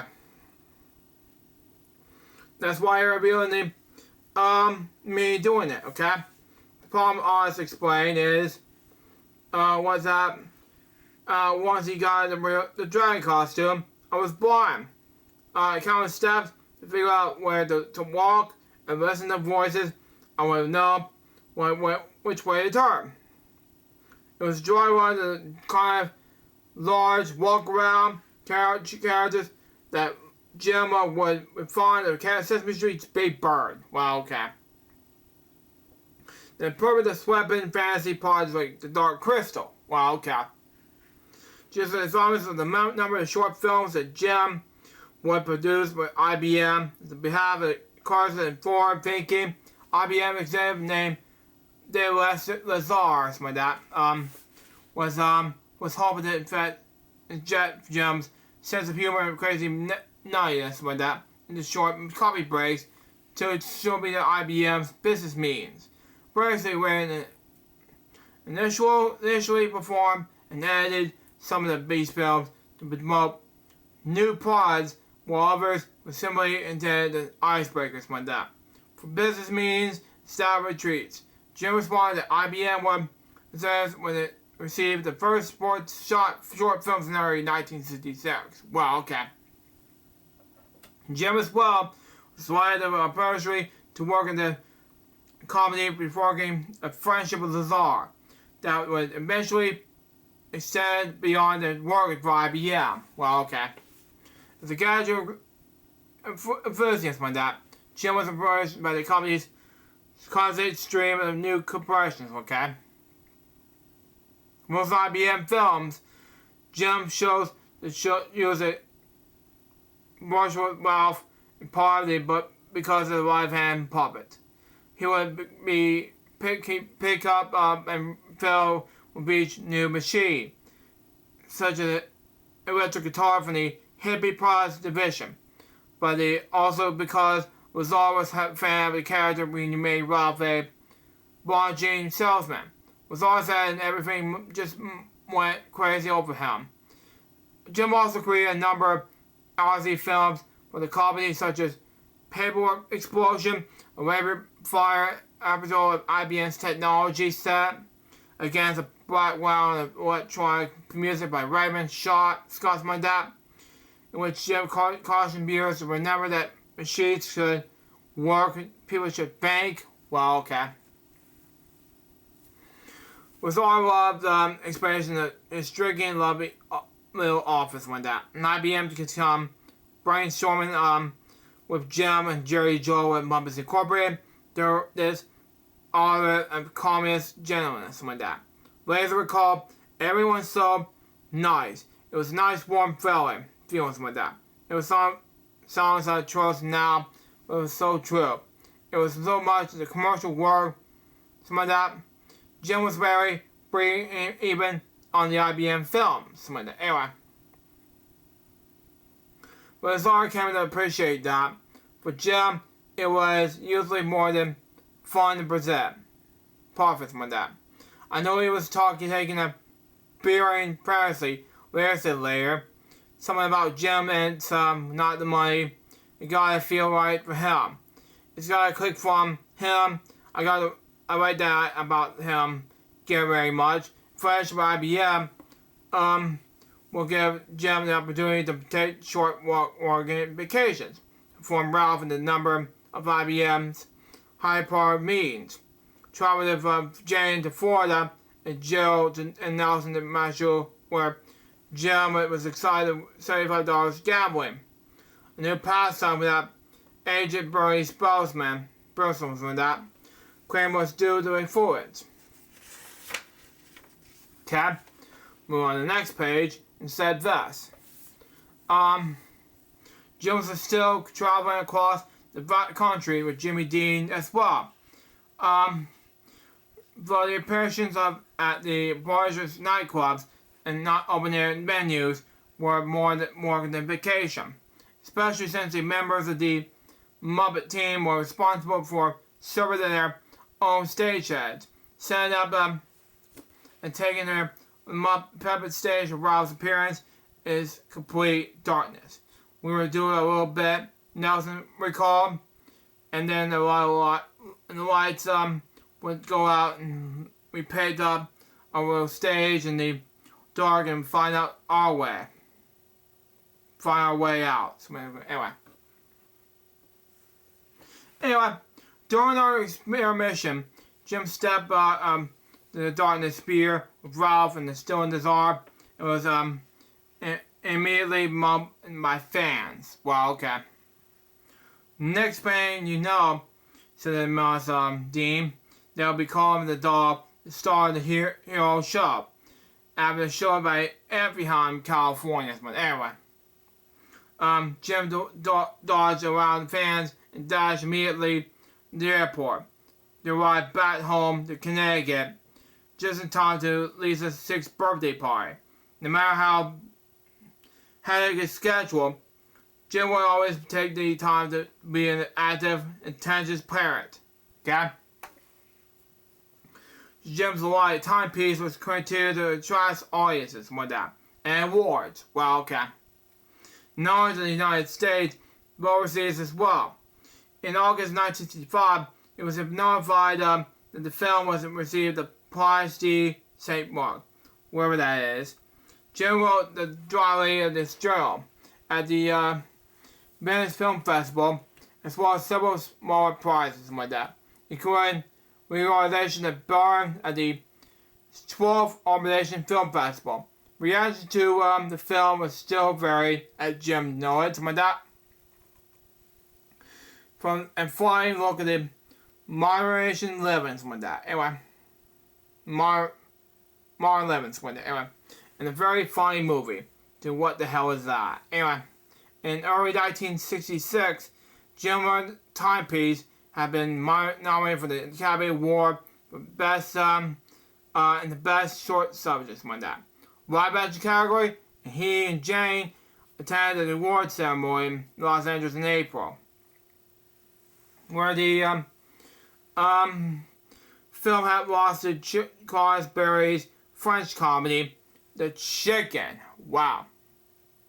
Nonetheless, the Hensons, Jane remember, still have such fun. Well, okay. Where Jim was just straw losing the Oscar, there was one British loss and it wouldn't be so easy to shake. In early 1966, Frank Oz, now 21, now notified that he would be drafted and he was being asked to report to duty in February. Okay? Oz vacation in his New York apartment and Jim trying to make the best of the situation. Informed Jerry Nelson that he would now be hired full-time to take over Oz's performance duties. Welcome news to the recently divorced Nelson, okay? Who was carrying with a daughter with classic fibers and looking for more than just part-time jobs. Oz is looking to working for his third placement with the unit for entertaining troops, okay? Rather than serving in combat, which lessened the dramatic impact of my leaving, okay? Oz upset, but the team was still determined to send him off to the flourish. On February 18th, the moment staff and their families threw a goodbye party to their youngest performer. Waved to him to the second-story window. His cab had spent telling White Star Street it's all but certain they have lost Oz for at least the next 2 years. It turned out that they lost him within barely an hour. I reported for duty. Oz recalled at Weston to go because the minor condition Oz eventually climbed back into the cab and ordered for the driver back in the Muppet's office, where he was on the farewell party that have only just ended, something like that. I came back up the stairs when they had to the office, and there was Jerry Nelson sitting by himself on the couch. Oz said, laughing, and he looked up to me, and there was Blake's looking in space, and just said, I'm not gonna say this word in front of the video. But anyway, Jim was delighted Frank Oz is not dry. Jim wrote on the journal and was aware and with near private relief, okay? Nelson's job, meanwhile, will remain the most of the year as Oz decided to take him some time visiting label in England and Belgium like that. Indeed, Jim and Nelson will perform raps for the final episode of Jimmy Dean on March 25th, 1966. In Oz's return, Nelson will remain on staff as a part-time reporter, splitting his time between Jim and Bob Bernard. According to Nelson, Jim would call me up and say, "Are you able to do it, Ed Sullivan?" And I've said, checking with Bill to make sure it was okay. He also said, "Yeah, sure." He liked Jim a lot and respected his work. Well, okay. Fortunately for Nelson, his appearance on Ed Sullivan on Tonight Show will continue to almost regularly. Jim will write more and more new material with these appearances. Honestly, passing the variable success of each of this private journal, Jim was unhappy, for example, the Thanksgiving-related appearances on Johnny Carson. Scoring Bob on his journal entry in this all capital letters. Johnny's not one of the people that was really comfortable talking to puppets. Really. Joel offered helpfully, but bear with two sketches on the live New York's New Year's Eve appearance 6 weeks later. Jim was only willing to call the appearance fair, perhaps. Next page, anyway. Realizing the Pit 1 sketch has gone in a bit too long. The Perry Connell Christmas special, the Muppets team performed at the piece involving 5 of Santa's reindeers trying to make it snow for Christmas. Okay? A sketch Jim decided was very good. And it was truly was. Getting laughs in all the right places and okay, I gotta stand up anyway. And right place in the enthusiastic applause from the audience. Despite its audience and the would never perform voices, Oz made its visual debut in July 1955 for having the confused two-headed monster, the trumpeter, outheard fanfare. Wow, okay. The same show featured another new skit involving two artists design abstract Muppets. Basically, flexible tubes with the wide eyes and fuzzy feet, okay? Who dances her dance topping Java. The Java sketch, which become one of the Muppets' most popular, which was throwback to the earliest Muppet performances. Initially a game on the one-armed manship that ended with the smaller character blowing up the larger one, and on the one material does have a certain similarities like that. Anyway, Jim could naturally admit it like that. Jim, it seemed, could find inspiration anywhere. In late 1964, Jim along Joel, Oz, and Celine arrived at NBC Studios at 10 a.m. for the morning rehearsal of the Jack Parr Show program, only to be told that we weren't needed until 4 p.m. that afternoon. As the Muppets performers launched around the dressing room, nothing but time in their hands. Someone pulled open the door and the room expectedly somewhere, said Joel. But instead it was just a shallow closet, a maze of pipes. While others might be twisting pipes, the value of spies like that, Jim was monsters, some monsters like that, and faces and noses. The rest is easy. As Joel explained, we have nothing to do. And Dawn had bought paints and because we were performing something that needed touch-ups.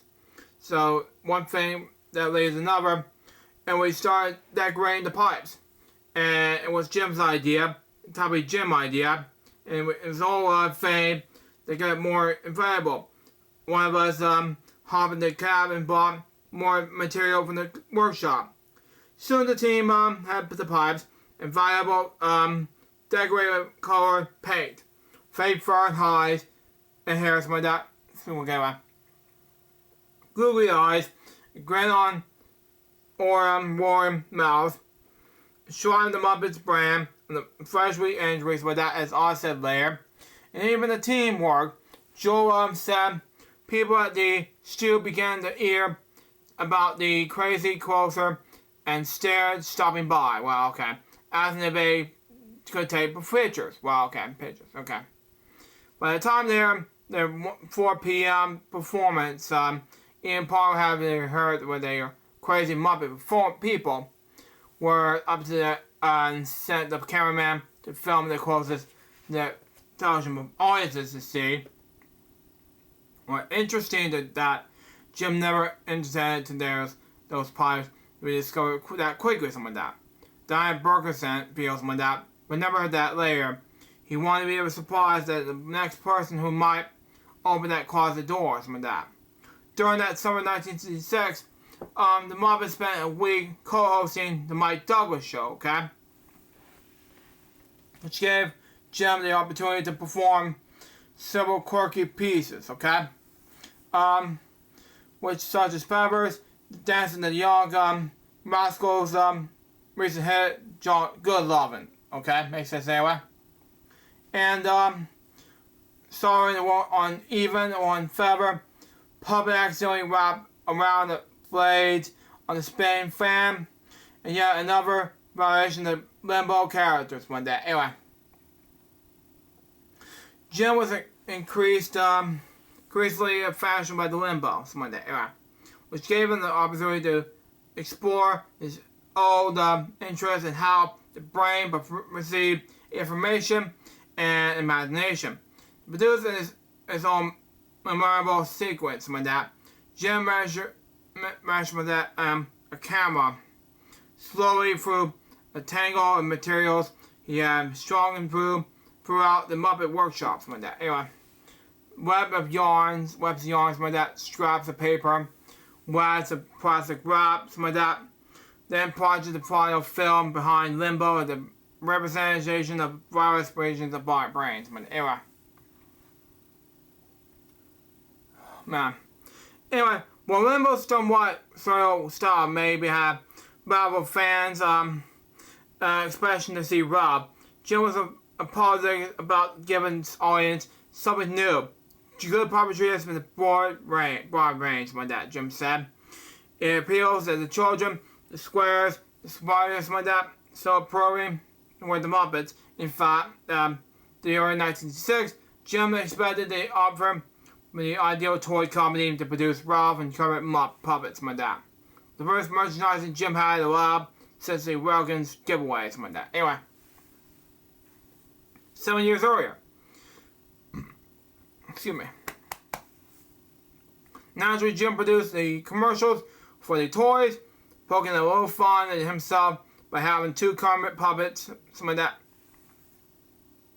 Plead with viewers to say, "Buyers or bite you in the leg." Well, okay. As the decade passed, Jim would let both his hair and beard grow out, and began wearing soft, silly, and leather jackets with flowered shirts. Looking very much the hippie May father he was. Next page, anyway. Despite the fact his age, he turned 30 in September of 1966. Put him in the edge of one of his hippies themselves with sparsely tabbed establishment, okay?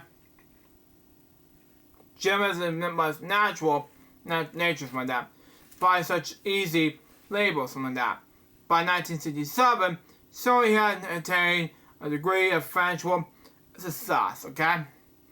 With 4 children, he would be still well before being approached in the domain of the truly wealthy with the aggressive house of Greenwich, and in August, a brand new Porsche Tragus like that. He always had those fancy new cars we call Lisa Henson, but he had also really liked the things to be nice. He had a fantastic taste of whether it was clothing, or homes, or furniture, or whatever. Jim's style, in fact, was always almost directly opposite to Jane's, who liked the similar things and would always feel somewhat confident like that about wealth or possessions like that. Anyway. We're about 11 pages left since I'm going to read this. Anyway.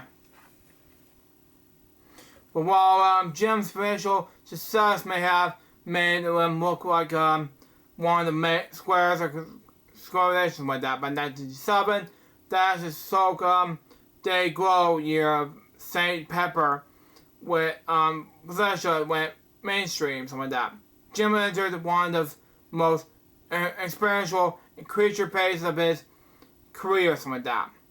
Managed largely by the desire, something like that, to become something more than just Muppets. Except for Jimmy Dean, there's some commercials and guest spots on the people's shows. In the end, they were frustrating because they were providing no opportunity for characters development, said Jane. The Muppets were pretty like that, like them. All the big shows were ready to at least listen to our ideas, and when they had the opening, they were put us on. But nobody was prepared to give the Muppets a show of their own. And Jim began to feel maybe he would be looking in the other direction. Over the next 3 years, then Jim would pursue a wide variety of projects in various media, very few in which he involved a single puppet. Well, okay. Over the most American projects was not a television or movie-related project at all. Wow. Okay. But rather a new concept in total entertainment. A theme nightclub Jim was calling Cycleway. Well, okay. The idea began during the first wave of Cycleway, okay? We called Jim. Jim went to see Jefferson Airplane, and he was very interested with it. The lights, shows, and visual graphics to provide his visual guests with the entertainment experience of his future. Jim was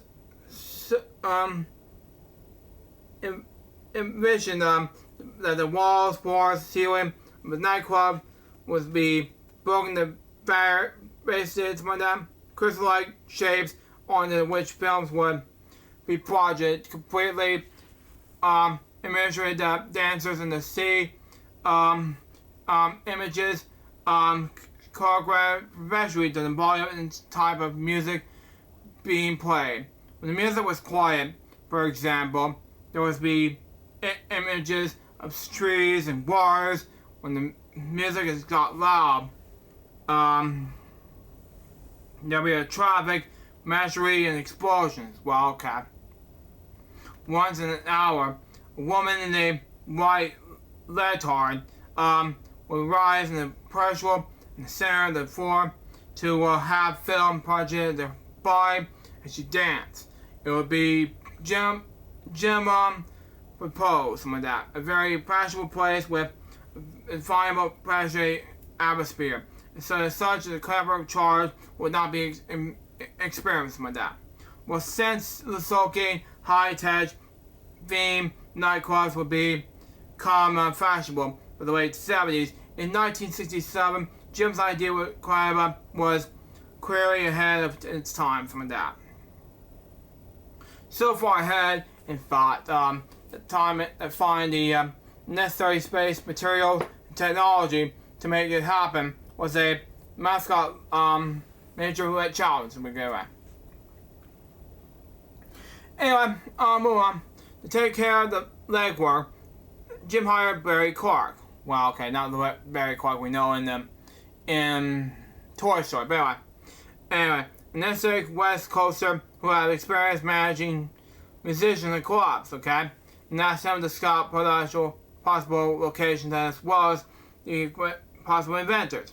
Meanwhile, Jim and the Muppet team would take care of the films that would be projected in the silliest, fascinating, service and dancing girls, okay? Jim has been shooting the film for Celia as early as 1965. Wow, okay. Flashing Jim Frankos and Jerry Nelson's She's Charming Stadium, something like that. In August, they filmed the crowd screaming and reacting during the Beatles' landmark concert. Other times they would have with timepiece. Footage would be shot wherever there was a space movement, filmed city streets from the back of the motorcycle, or ran ripping through the poles and stood in the corner of the Broadway. While I shot thousands of feet of 60mm film of Celia collage. It was where I got the you couldn't shoot this round stuff. Continue Oz. No, excuse me, anyway. I shot thousands. I sure got the first experience that got me becoming a movie director. Anyway.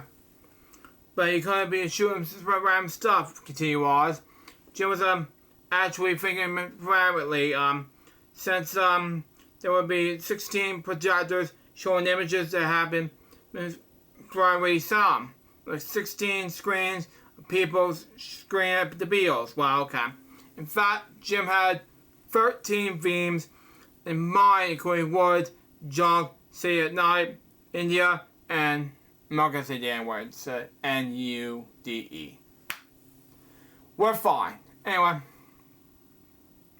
All which were being edited together into an hour-long film called Quadroom, something like that. There would be project casually in walls and bars throughout the evening. For most of 1966, Jim was seriously considered purchasing and next page. Anyway, with 10 pages left, 11 pages left. Oh yeah, over 11 pages left in the book. But anyway, for ABC Studios, a set of buildings at 266, 268 East 78th Street in Manhattan to house this club, okay? Oh boy. Move on. Local zoning ordinates were a bit large.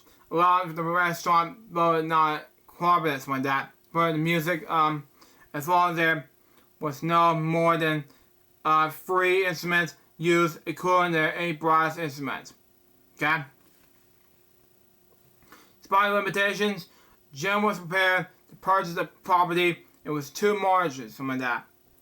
Outright of $200,000. Wow. About $1 million today in 2013 standards, which I'm reading this from. But anyway. Okay. And then usual employees on his payroll. However, when legal difficulties around regarding the original owners, securities I'm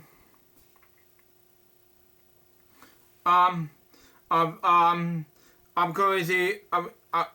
Pronounce this word. Sorry. I'm cool with this Monday. Anyway, I'm cool with this Monday. Anyway, Jim formerly coincidentally this officer.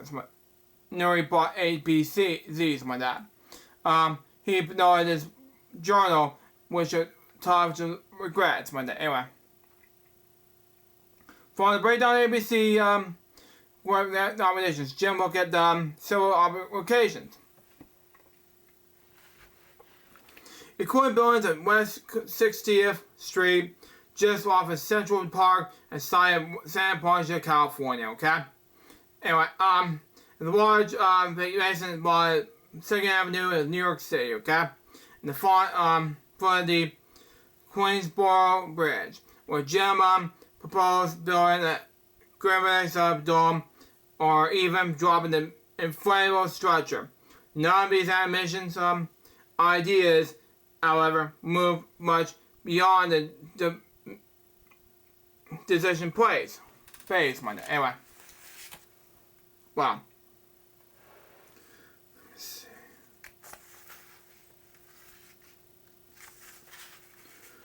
Yeah. Anyway, more promising seemed that was a joint venture agreement with the El Module Club on Broadway to take over the famous club, something like that. Garrison Room, but that as well proved to be a dead end. We went to El Module said, and Jim and I went to the dance club, Electric Circus. To take a look at it, something like that, but it wasn't selling, something like that. Still, Jim remained almost definitely committed to the project. Incorrectly, his brother incorporating Scylla Enterprise like that in the fall of 1967. Wow, okay. Running endless costs, endless piercing together the rough cat constellation, something like that. Anyway.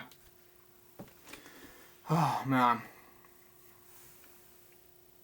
And handling, out the foreign calling butchers, the partial backers, it could well be, that he was touring through the dream, said Jerry Joe later, but, he was. Enjoying the process tirelessly, all agrees, something like that. Jim went, where the excitement was. Eventually, the nightclub idea was almost, dominant, but Glorious Enterprises. Perhaps a testament to Jim's ridiculous emotions would not be formally disbanded until 1970. Wow. Anyways, I'm getting tired, so I'm gonna get some sleep, and I know it was a hard time to read, but we're gonna do this exciting conclusion when we come back after these commercial breaks. Stay tuned.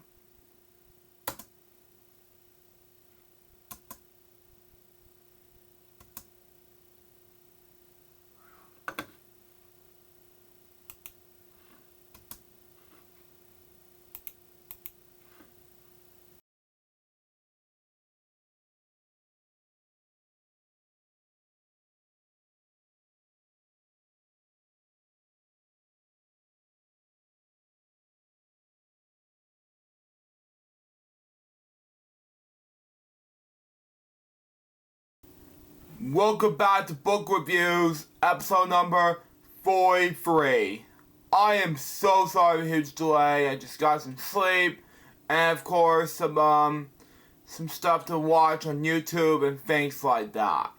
Now let's continue on with finish off chapter 5 of the book, Jim Henson's Biography. Here we go.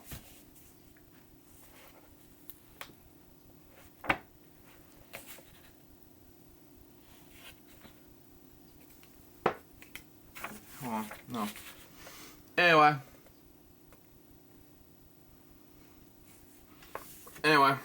where I'm at is, okay.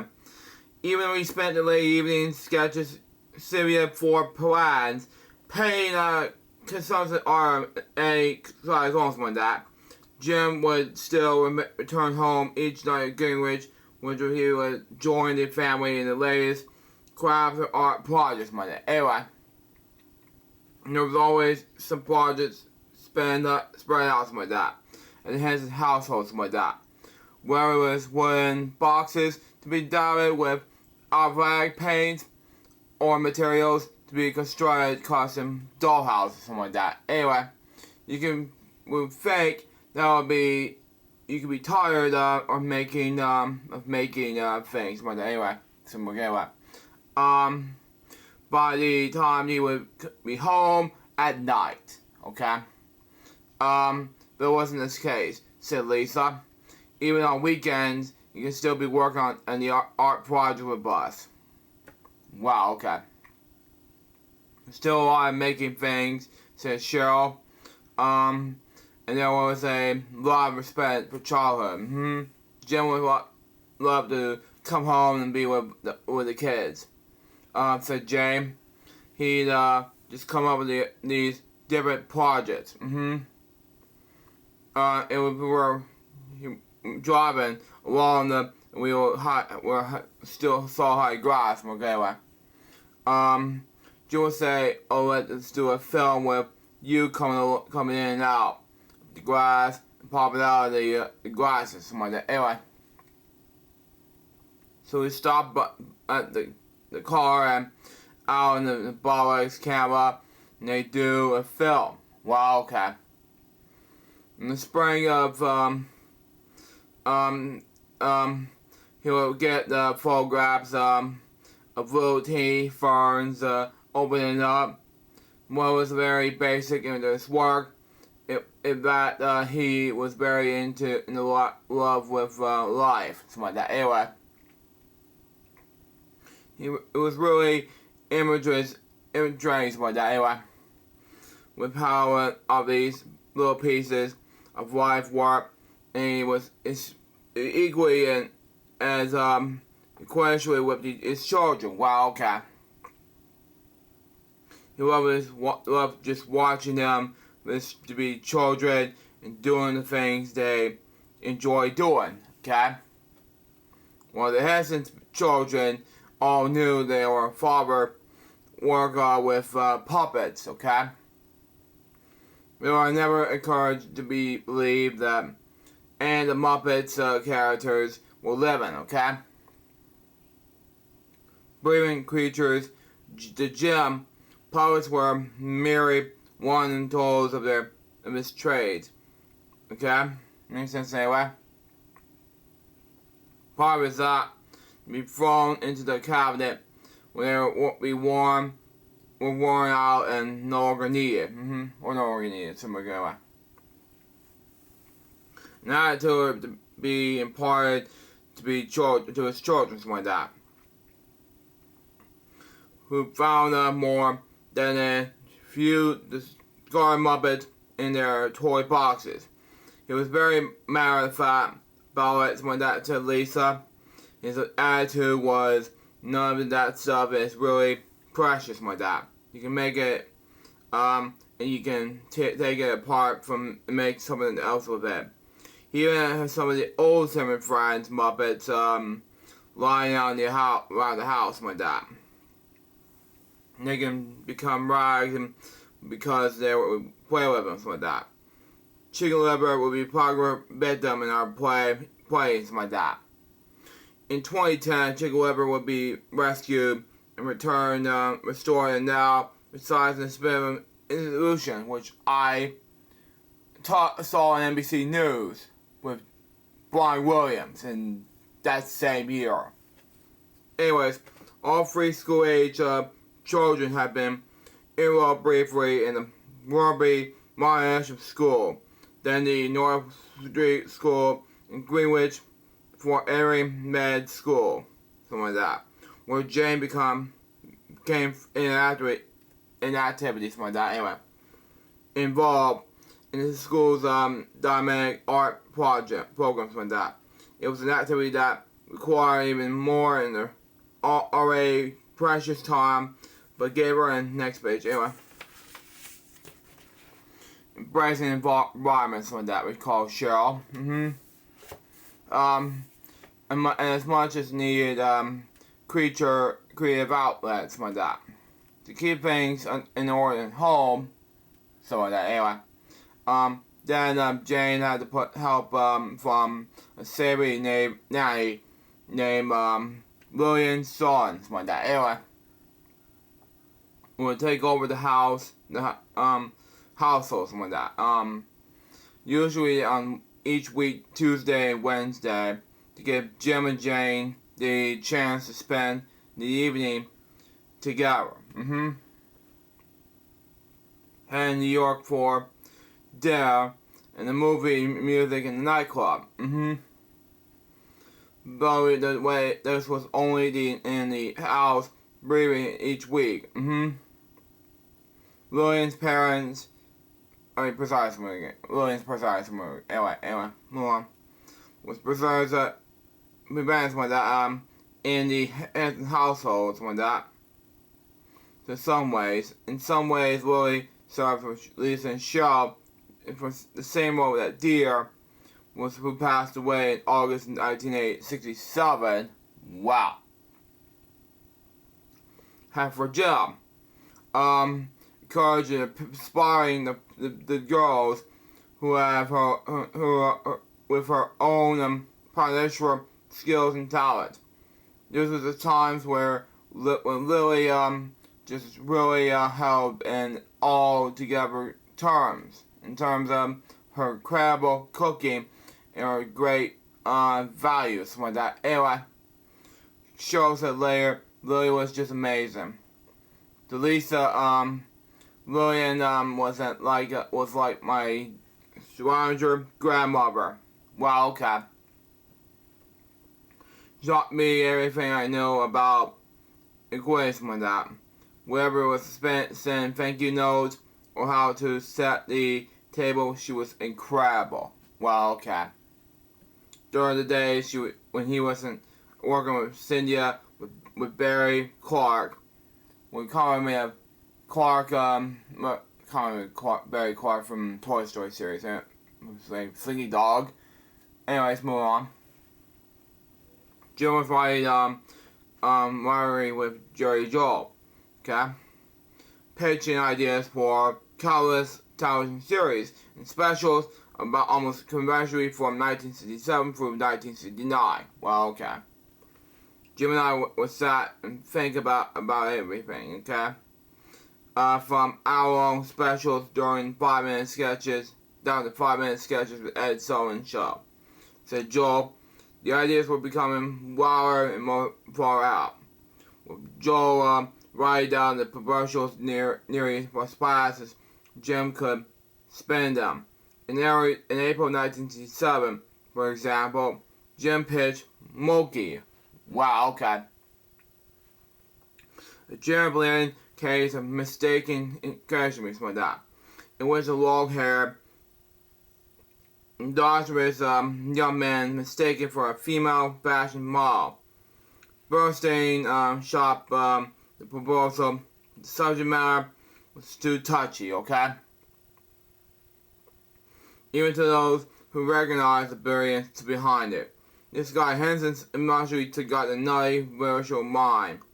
The virtual director told Bernstein with that, well, this story scares the bejesus out of me. It's not exactly dirty, but it ain't quite clean. This guy, the guy was talented and was plenty of idea.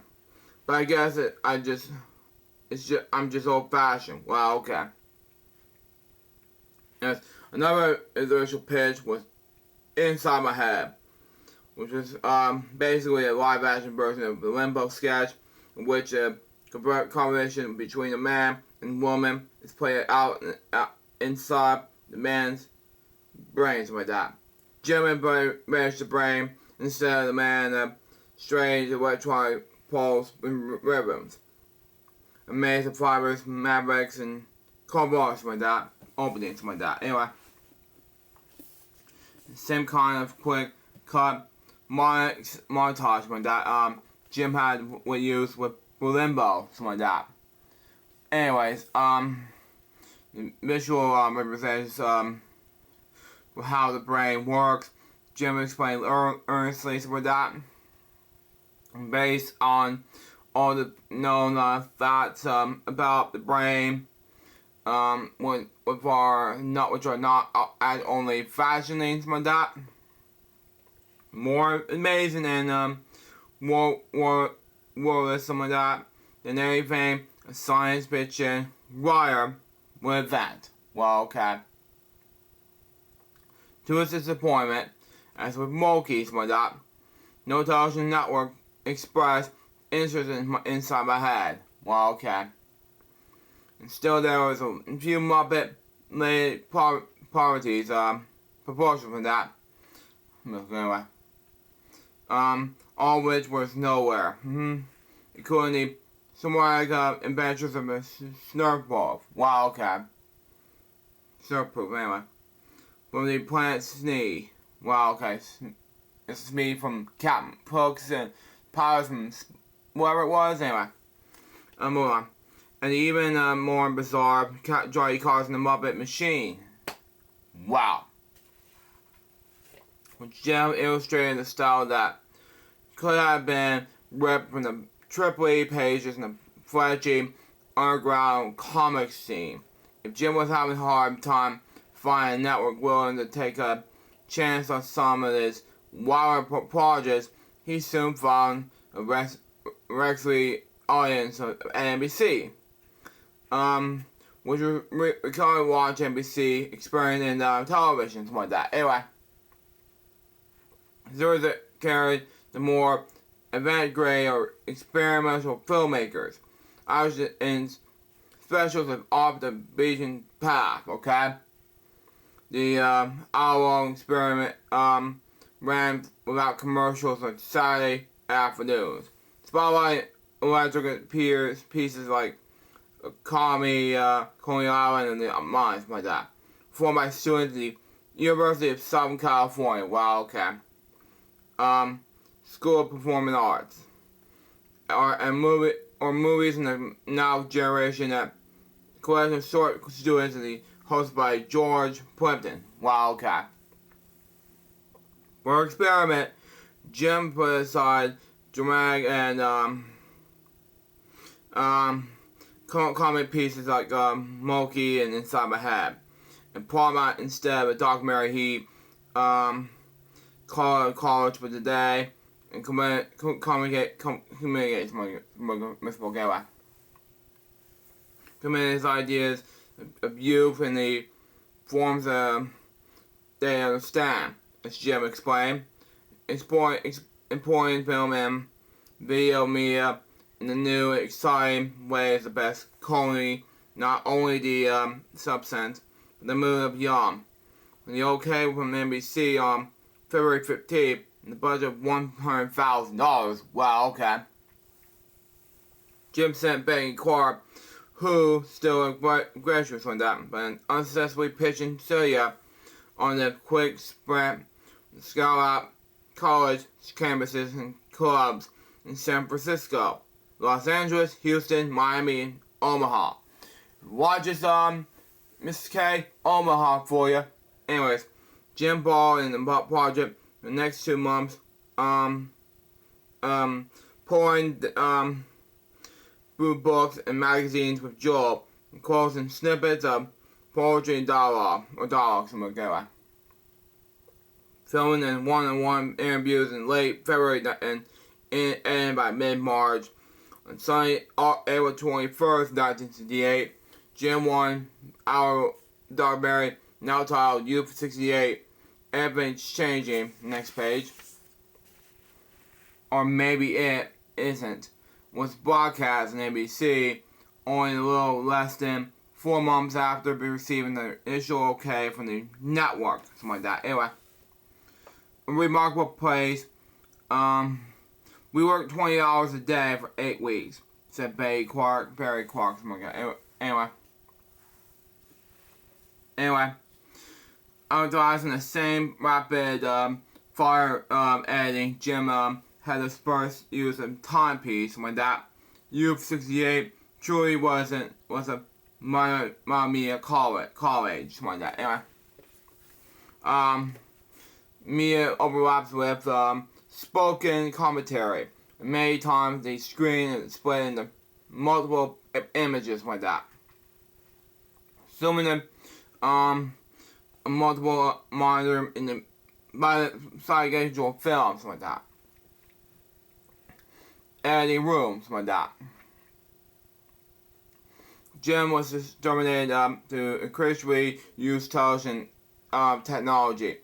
For part series like that. Chroma keys like that. Anyway, in which 2 images are composited together, something like that, to flood the viewer with sound and images like that. Through chroma key, for example, the darkened shortness and dancers could be filled with film images, probably giving Jim the project on dancers. He would ambition was serious, something like that. Anyways, at its core, LukeJ628 features interviews with young men and women around the country, something like that, including extended commentary from a charming Chaz Elliott. Well, okay. And the Mamas and Papas, and Maury Bowen of Jefferson Airplane. Well, okay. Who two costly ways and around a pistol. Well, okay. They earnestly discuss music, drugs, education, the draft, religion, and the future, something like that. Perhaps religion, reflecting Jim's own eventual political viewpoint. LukeJ628 doesn't come down strongly on a position forming to allow each side to have its say, with perhaps the one expression as an army, as an army requirements like that, was real loud. Wow, okay. Jim showed images, shoulders, something like that, carrying their oneness like that, pushing their backs to protest us like that, and when flame forwards. Wow, okay. But then what Jim's may have an anti-war. Wow, okay. He had a little interest in using his art to make political statements. Still, Jim's intellectual strength was actually a kind of statement in itself, okay? And Jim couldn't resist ending the program with one long-haired young man declaring that nothing will be changed. People who watch broadcasts like this aren't going to learn anything. Wow. Okay? In fact, Jim's main motion with LukeJ628 was never presidential nor social. Political nor social, something like that. But technical, something like that. Back in the 60s, I found myself, especially a filmmaker, Jim said. I was interested in the visual image for its own sake. Different ways of using it. Quick, cut and skim okay, anyway. And things of short, not short, something like that. I love the way I wanted to do that with the montaging and visual images, so I was playing with that and several experimental projects, something like that. Just put more broadly, something like that. We got into LukeJ628 because of the look of that technology that Jim had available to play with. Joel said it was topical of Jim to start form that point of view. Critics respond favorably to Jim's experimental documentary, and many were even quick to recognize the technical wizardly involved. Something like that. Anyway, visually, the program was nearly continuous lights show with images overlaid on image. So there were sometimes 3 things to watch. So the Seattle Post and Furniture newspaper. Anyway, while the expected columnist Ralph J. Klesman told us that no television program on the commercial network that I have seen usualizing that the post possibilities the TV camera that TV extinct than the show did. Reality declared simply one of the most inspired programs in the season. Well, okay. Viewers, however, were more inclined to focus on the content rather than Jim's excuse me again. So plot with that was split. Okay. Some plot it was excellent, brave, or chorus with that. While others view it with alarm, it was more than a little disgust. Wow, okay.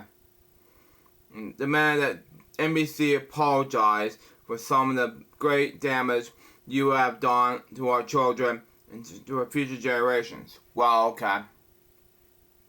Future generations, okay. By the summer, however, there was alarm in everybody when they saw the hippies and the drug addicts. Wow. Of U68 were agreed. The outlook seemed pageants like that. Anyway. Even Corey against the background of the Thomas Summer '68. 2 weeks before the debut of Youth '68, Martin Luther King had been assassinated in Memphis. Scary, I know. Sparking riots across the country. 60 weeks later, Robert F. Kennedy was gunned down in Los Angeles. In early July, racial violence rocked Greenville, Ohio, leaving 7 dead. Wow. Scary enough. Anyways, a month later, police and protesters clashed outside the Democratic Convention in Chicago. Jim's hopeful but names combination of ideas blew away with the same wine that disappeared the tear that gas the protest in Chicago. Scary, I know. Anyways, that time in New York, Jim decided to change both the address and the name of his organization. When it was incorporated out of its 51st Street address and over the 227 East 67th Street, taking over the top 2 floors above an Italian restaurant. Wow, okay. The new office were casual for the street interest by the stairway so long, said one visitor, that it looked like it was the first steep hill roller coaster. And next page, anyway. I said next page. Oh, man. I'm not gonna finish it when it's done. Anyway, hold on. Jim would pause visitors in front of the street, okay? Then stand in the very top of the steps just outside his office or something like that. Anyway. Greeley shower keeps coming. As visitors tried over the long staircase, okay?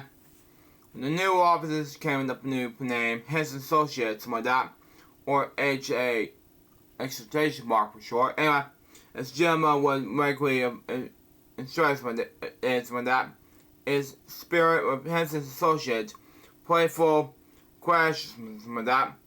Jim would later gave the other divisions of his comedy similar strange names, including H.O. Henson Organization, H.E. Henson Enterprises, H.I.T. Henson International Television Comedy Hit Entertainment from 1980s. Comedy Hit Entertainment and owns Barney, Andrew Ballerina, and of course, Thomas, now owned by Mattel. Anyways, and Hom. Innocent Universal Music, okay, makes sense anyway. With this name change, Jim was making a point. His comedy was about the more than Muppets. He wanted to be considered more than just a novelty act, said Jerry Nelson. It was his name over the doors now, not Muppets like that. Though Jim Tomley couldn't resist a bit of self-inciting silliness, something like that. Anyway, as a sign outside the door of 2027 greeted visitors with Henson Associates and Muppets Incorporated. The sign will be replaced in a new, nice, expensive one someday. Maybe. Anyways, we're almost done with this chapter here. Anyway, Jim was still mulling over a few larger projects. Anyway, explained Barry Clark, who will leave the company that summer, okay? And hope to attempt a feature film before public current inflation of films declines. Wow. But those larger projects might be, however, even Jim didn't know. Since 1962, he and Jerry Joel had been driving a variation from non-Muppet related movie script called Tale of Sand. Wow. A dark western in which the main character learns he was his chosen one. Being some American dragon Jake Longway grew up with. Anyway, he had a weird kind of dark look to it, Joel said later. Like a bad dream. Except that it was most of it was very funny. Jim was following the script about Hollywood. He wanted to play the main character. He was pushing hard, but nothing ever happened to it, said Joel proudly. Anyways, it was not a very Hollywood idea. It was such a bizarre piece of work. There wasn't much of hope to it. Still, Jim and Joel was tinkered with it for years. Finally, late 1958, Jim dusted off the experiment piece, and he and Joel, the script, and started unsuccessfully 2 years earlier. A 1-hour special called The Cube. Wow, okay.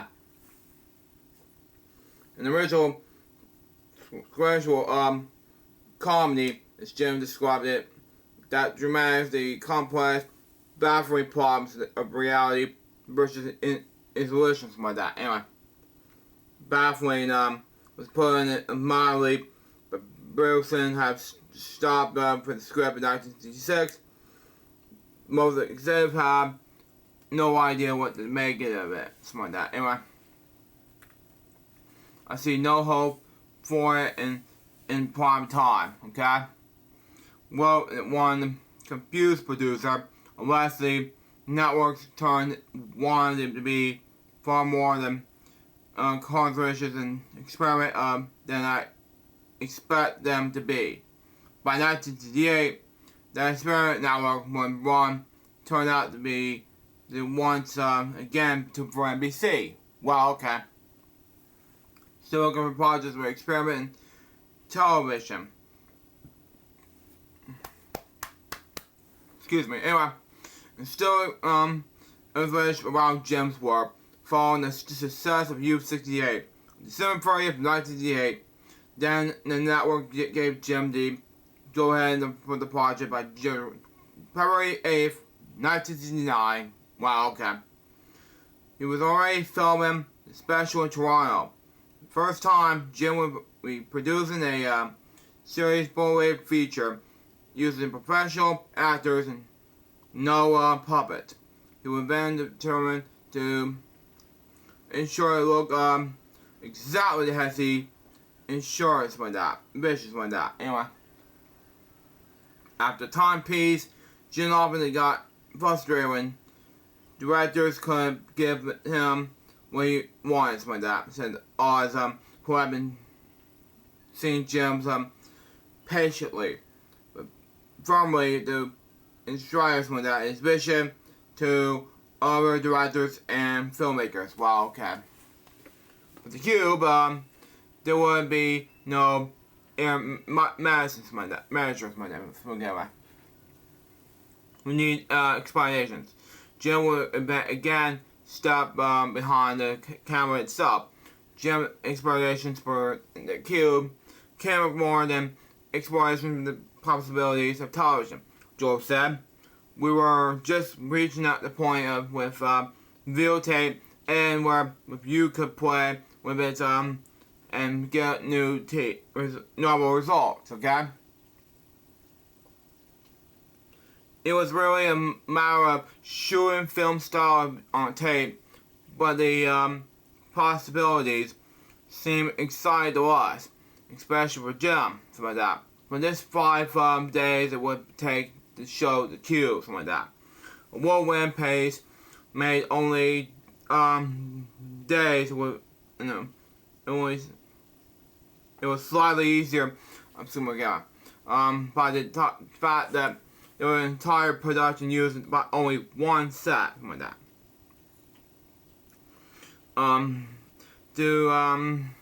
The anonymous cube, okay?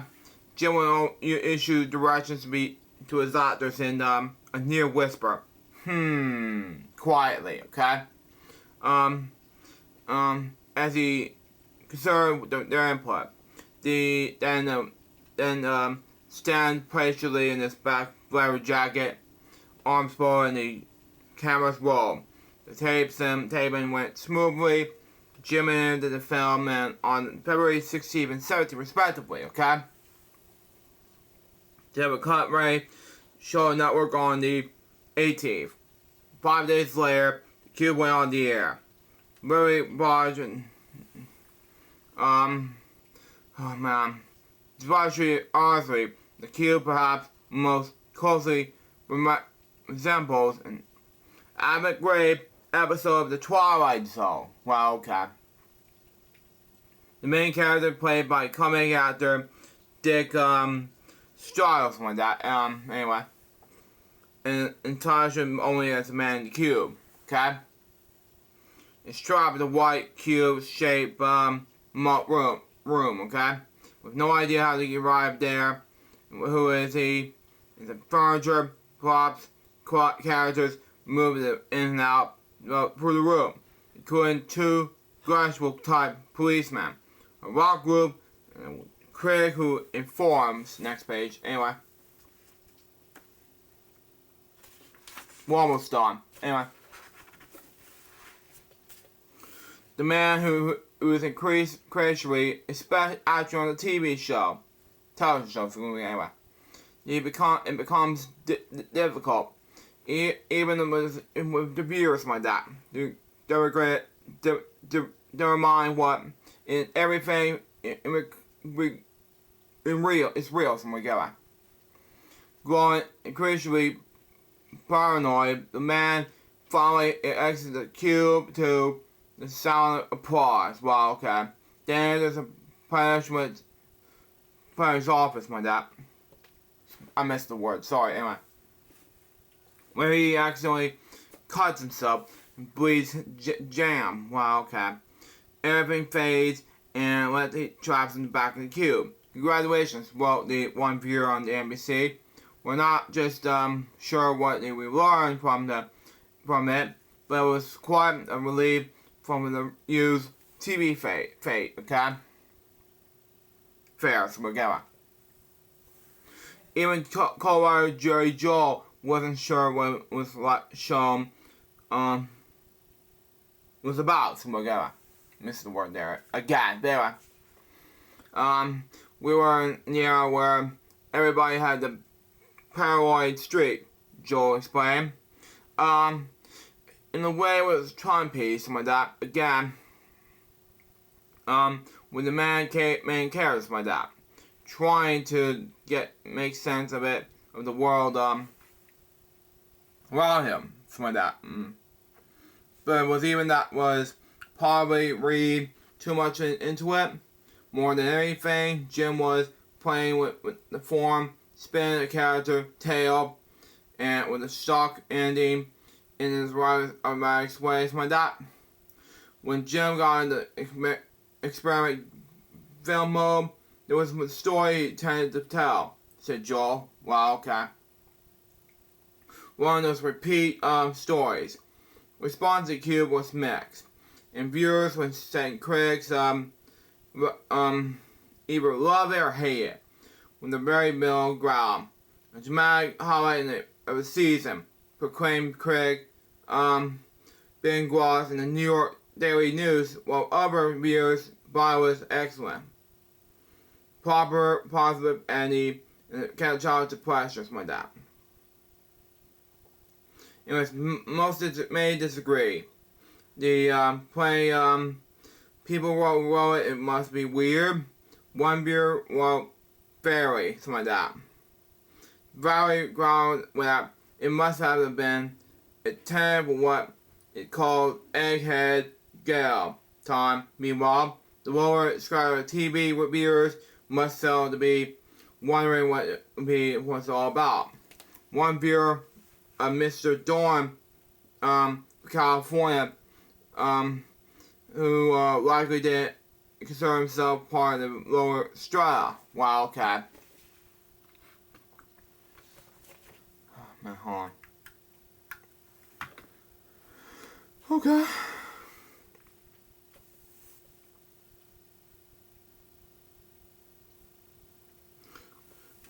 Fired up an angry, rambling letter complaining hardly that the most despite attention I could give the cube was a black from the grave of the Margaret's eyeless. The question might add, but the dead way of his own does and came in of itself. Wow, okay. Its own itself. I don't know what happened. Anyway, 2 weeks later came Jim's one sentence response. Dear Mr. DeLorme, what the bleep? Yeah, F word, I'm not gonna say it.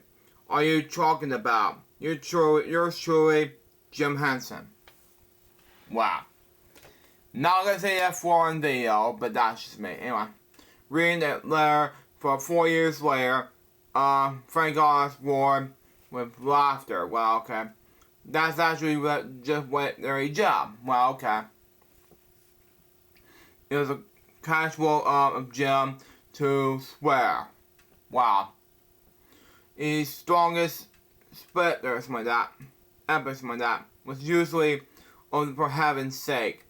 But that's a difference Lisa Henson explained between work Jim and home Jim. That is something in our lives he would say, agreed Jay. But he couldn't certainly talk about that way to Frank. Well, okay. If the kid, or even U68, left Chris and audience baffled, Jim didn't mind a bit. He was pressured on his own interests, regardless of success, and besides he would have Muppets commercials and appearances on variety shows to pay the bills. I always picked in terms of having two careers going. Two friends that I was working within at the same time. Jim said later, one was accepted by the audience and it was successful. Wow. And I was a Muppet. Okay? The other experiment films, commercial films, something like that, something that I was very interested in and enjoyed. It didn't have the commercial success, but that didn't gradually frustrate me because I enjoy it. Well, okay. Still, James was looking for a major project, something larger than the standard 1 hour special nightclubs, or experiential films. Well, okay. For a brief moment, there was the process of the collaboration with the cartoonist Johnny Hart. Wow. Who had proposed developing a series based on the popular comic strip The Wizard of ID. Wow. Jim met with Hart when they agreed to prepare a short project to demonstrate the technique and approach to its proposed television specials like that. For the total cost of $1,500. Well, okay. Don's leading manager built puppets and sets closely resembled Hart's original drawings, and the Muppet team performed the sketches with enthusiasm. Well, okay. Even working the explosion in the end. Well, okay. But the project was nowhere, due largely to the lack of interest in Hart's part, who have just described he had hard feeling. He didn't want to do it. Well, okay. Called Jerry Nelson. With Jim, there was no hard feelings. In fact, he would continue to acquire the pilot among the major networks for another year. Wow, scary enough. Even as Jim remained on good terms with Hart, he was struggling with a recent relationship with a Frito-Lay company, which had approached Henson Associates about producing several commercials for Munchville potato chips. Things got with a shaky start when the young and restaurant ad firm representing Frito-Lay sent over the contract and the clause to the ownership of the eight characters created last page in this chapter seen here, and that is the following. For the ads, this is completely written, completely wrong. Okay, Jim Stroud is looping cursive of the stable in the contrast by that. We always insist on one